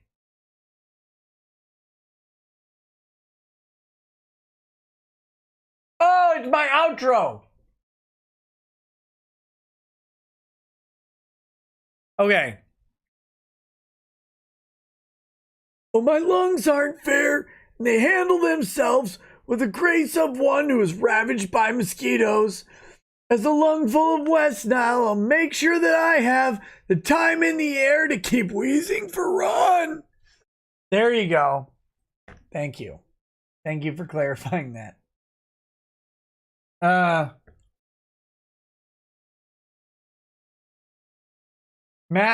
the Beast says there's a near invisible text in the footer, one of which is the help center. From there is a delete account option. Of course, they haven't done it yet. Account name, email, and message is all they want. So I asked them to kick me out with you too. Okay. I'm probably too drunk to find that. Siren Jack says, my name is Nick Rekieta. I have more ethanol than Bender from Futurama. I promise that I will tie Ron Soye in a bag and throw him in the lake behind my house just like all my spare cats. God damn it. Jeff the Gamer says, for everyone pissed with YouTube censoring you, switch over to Streamlabs. You can say, fuck, shit, Ron is an abusive, white-beating cuck, and Monica's a fat, disgusting, horse-faced, thunder cunt whale who needs to go back to the ocean, and YouTube gets $0. Yes, you can do Streamlabs. You can do it. And you can say basically whatever you want. I don't know that it's censored. Mercenary X says, we'll make you just explain it to me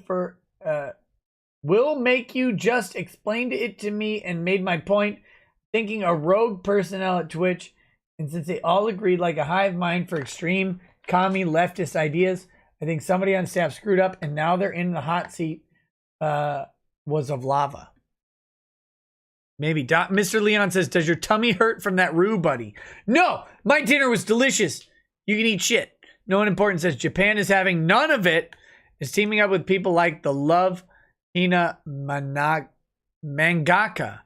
to make sure they protect their freedom of creativity, aka the Ludes. F name in name says, Nick, are you still simping for Jack Dorsey? How can Twitter be greater than Parler? Because it fucking is. Which is embarrassing for Parler. It's not an endorsement of Twitter. Heard you deleted your Parler, or is Angry Baneling just retarded? Please explain. No, I haven't deleted it yet. I don't know how. I would have deleted it on stream. Somebody says, no mean comment tonight. $2 just for being correct. Andrew War Snowboard says, is shopping a privilege or a right?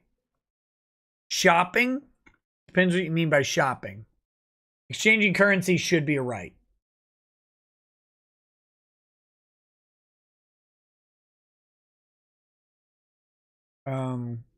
Jason Alator says, message retracted. Man of Martin says, the Bundy standoff in 2014 was legal rights being violated.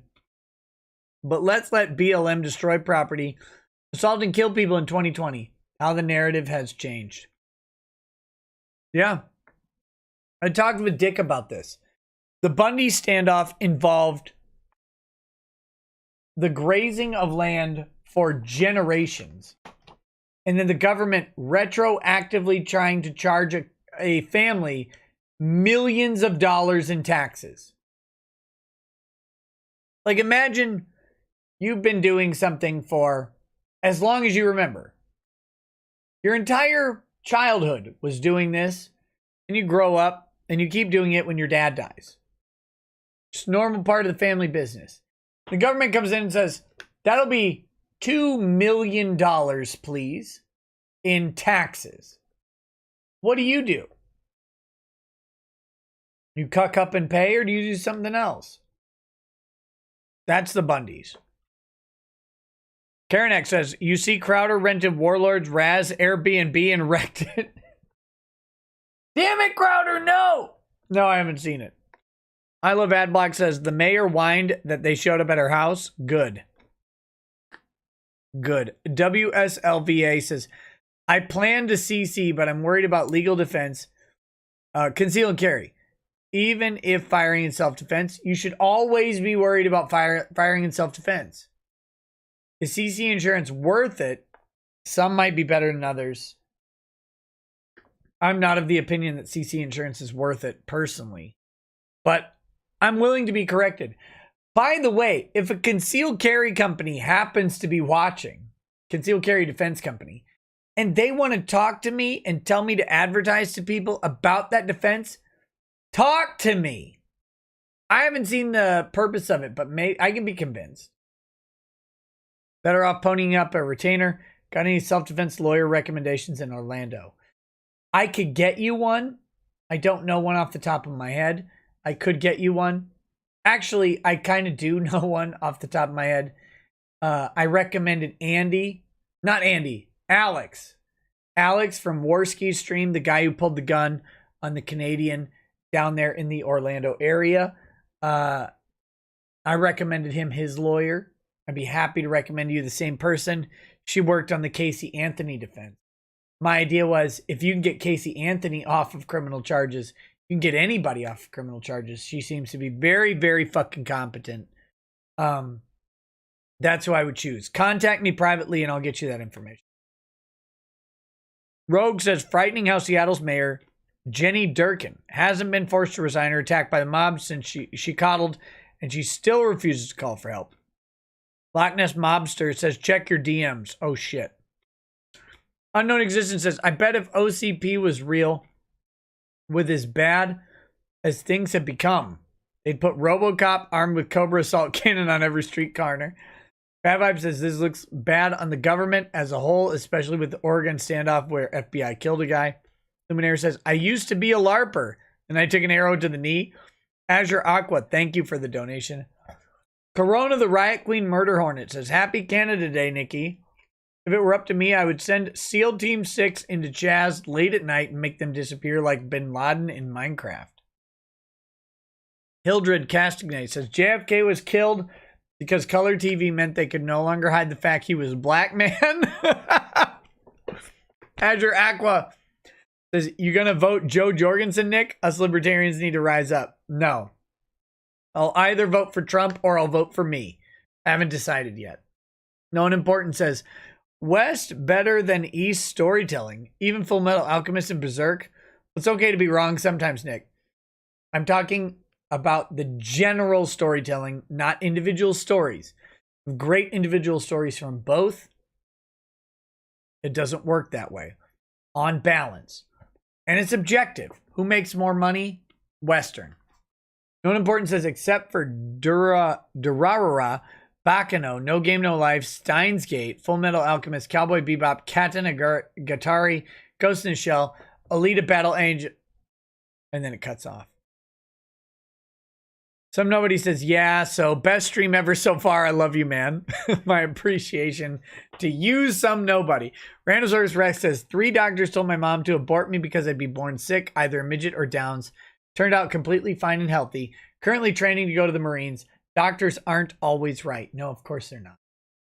And expectant mothers are rarely right. Some nobody says, Google will have you murked way before 15 years, though. That's true. Stabby McStabswood says, just don't end the stream with a tangent on David Icke. Hate to see you get memory hold too, Nick. I don't care about David Icke. Andrew War Snowbird says, business idea, Base and Red Pilled Inc. hire me. Architect of Fake says, challenge accepted. Gratify oneself while reading Anthem by Ayn Rand in under an hour. Got it. Now you get on with Razor about black pills. I love Razor Fist. I love him. I would love to talk to him more and more. Razor, if you see this, and you guys can clip this and send it to him. Razor, if you see this. Buddy, more streams. I love you. I love you. No homo and all homo at the same time. Also, 80s movies rants when? Bring tits back to action and horror. Shadows King 101 says, I'm black. BLM ruins everything for everybody. No one important says, Record of Lotus War manga is worried about all this blowback on blackface because he has a dark elves in his work. Getting ridiculous. Mike Testa says, honest answer, what do you think of the term people of color? I think it's shit. Fuck you. Black people, white people, Asian people, or yellow. I don't care. It's just a descriptor. Doesn't mean anything about you. Or me. Shadows King says, let off some steam, Bennett. Some nobody says, Dems don't get married, so that kind of screws us. Horacious763 says, this is an anti-white genocidal campaign. This is war. Ben Frail says, what if you and Lady R want to vote differently? Too bad for us. Well, we could file taxes separately. How's that? You don't have to file as a couple. You can file independently. Happy to do so. Mr. Schwagen says, you think ex-soldiers make good police? I think, no. No. Did I say that? Oh, Christ. No, I don't think so. I think that militarized police isn't good. A soldier's job is different versus LEO, even though they both have guns. I agree. If I implied that, I did not mean it. Spectre06 Gaming says, military doesn't give up its rights to an attorney for courts martial. Sure, they don't. An Article 15 NJP captain's mask, you don't get one, but it's also not a trial. Yeah. Ben Frail says, Australian General Monarch ordered no Japanese prisoners. Yeah, that's because they kept murdering the Australian prisoners. They kept stapling them to trees with swords sticking out of them and notes that said they took a long time to die. Gawker's Death Rattle says, apparently Greta's name is pronounced Toon Bear. Viden the Coldman says, Nick, I wouldn't want your blessing any other way than in an angry rant. Best 20 bucks I've ever spent. Kalinka Pavlova says, Nick going off like a Taiwanese tiger mom. Lol. Horatia763 says, if you don't believe in the Constitution, are you American? No, you're not. Skeet Neat says, Nick, have you heard China's new law dictates that non-Hong Kong residents in violation of this law outside of Hong Kong are under the jurisdiction of this law? No. I haven't looked into the Chinese law, but I know that China is asshole. Horatia763 with 3 of them in a row says, free speech was the loophole to anarcho-tyranny. When you are doxxed, ostracized by family and friends, define racist. Those are the 3 things. I don't know how to define racist. I hate Yankees. Thanks for the donation. Horatia763 says, magic dirt theory is not based on reality. Okay, I believe you. Jason Diaz says, if I make a social media, what should I have in a TOS so I don't get raped by the U.S. government but maximize freedoms for people? It's simple. You have the freedom to say whatever is permissible under U.S. law. If you say something other than what is permissible under U.S. law, you're solely responsible for that. And we as a platform invoke our Section 230 protection. That's it. It's more than that, but that's the core of it. That's the meat of it. Horatia763 says, you sleep and leave. So that is why there's police. Yeah. You got to go to sleep at sometimes. And you got to leave your property at sometimes. So someone needs to protect it. Angry Baneling says, what a fantastic fucking stream today, Nick. Hey, thanks, buddy. Freighter J sent a burger. I appreciate it. Michael Pierce joined and upgraded to Super Lawyer. Thank you so much for that. Centervast653 says, I've been watching in the background for a while. Gotta say, I love your channel, and this stream was legendary. Keep it up. Hey, thanks. Horatia763 says, anti-left fight with 2 hands behind their back. They do. They do. We do.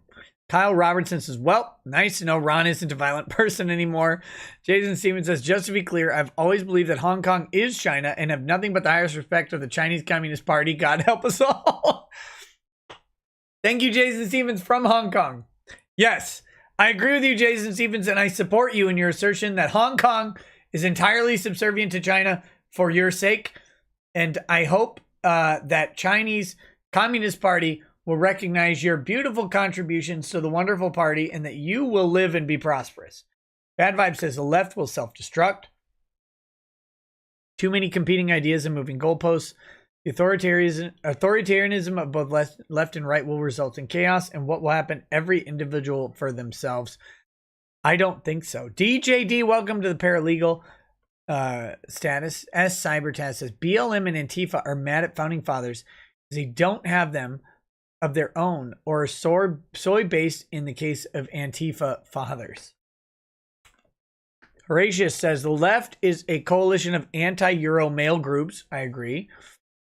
Also says anti-white is the only way thread to this narrative. Yeah.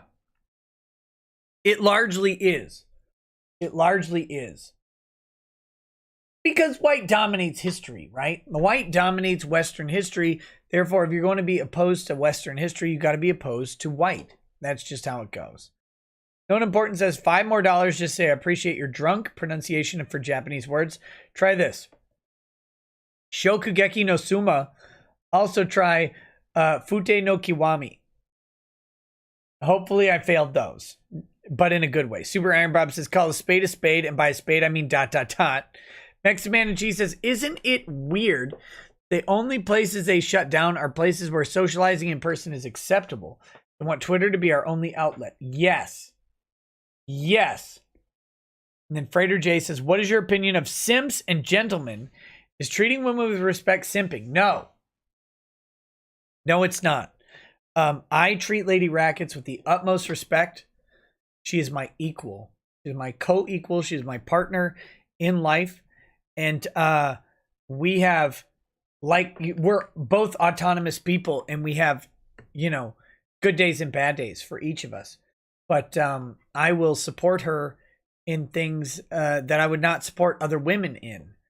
Not because I'm a simp, it's because I believe in her. That's a different sort of category, in my opinion. So I don't see treating women with respect simping. I see giving women who you are not attached to undue respect, which is redundant.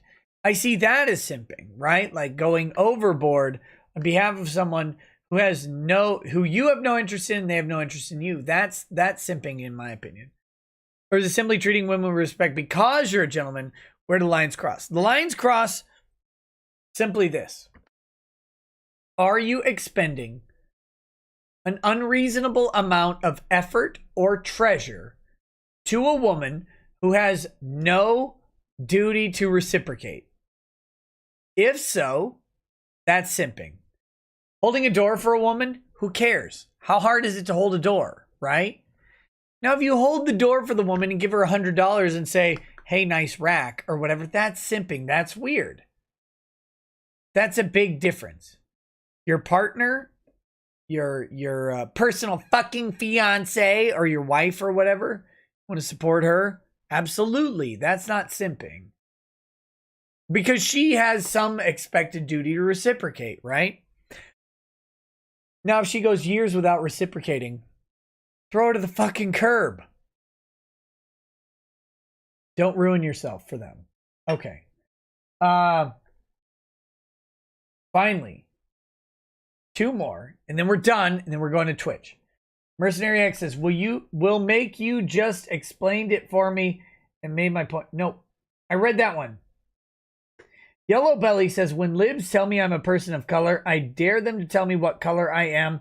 None of them have had the nuts to say yellow. Oh, shit. I prefer goldenrod.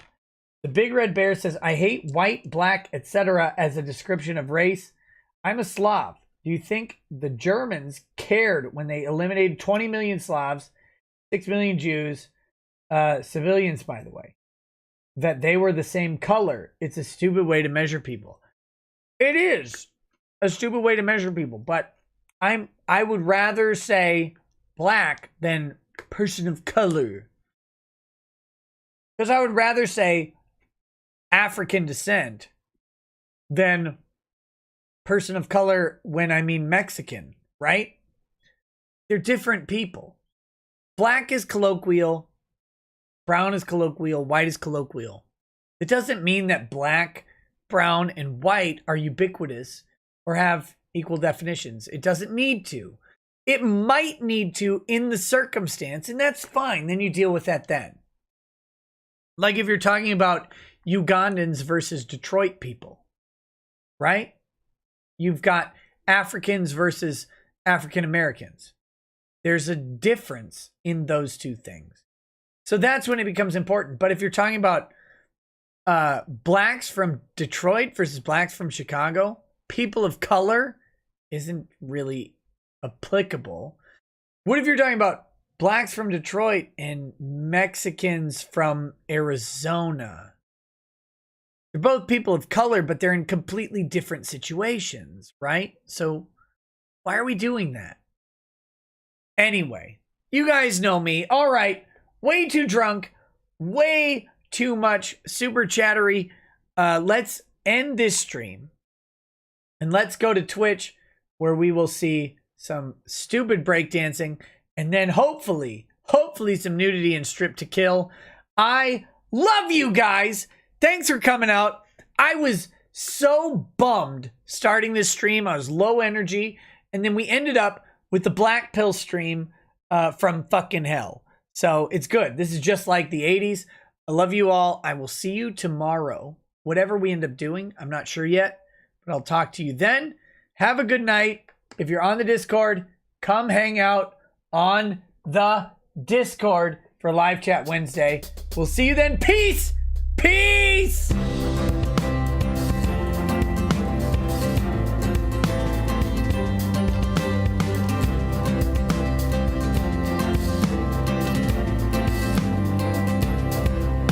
He drinks a fair bit, but you realize that it just helps get his noggin jogging along. With his glass by his side and his kids asleep tight, we'll hear some lost-plaining tonight. With his microphone muted, we'll laugh at this boomer until he explains it's all part of the plan. Watch his face become redder as he becomes meta, raging at idiots from Twitter and Erland. From the white shores of Maine to the hills of Glenlivet, there's no one who explains the law better than Nick. So pour out a glass for the ones who have passed to make the law what we have now. Oh, his lady is fair, and she handles herself with the grace of one who has borne many children. As the wife of a lawman, she makes sure that he has the time and the place to provide for them there. So pour out an art bag, a bow, more a love rug. The spirits flow as the ones who get unemployed. So pour out a glass for the tea post on Twitter as we hear lost-plaining tonight. From the white shores of Nan to the hills of Glenlivet, there's no one who explains the law better than Nick. So pour out a glass for the ones who have passed to make the law what we have now. Oh, the guests are all planet folks from Doug T to Drexel. They bring their perspective and spice to the mix. But the reason we're here and the one that we cheer is the one who is showcasing us his career.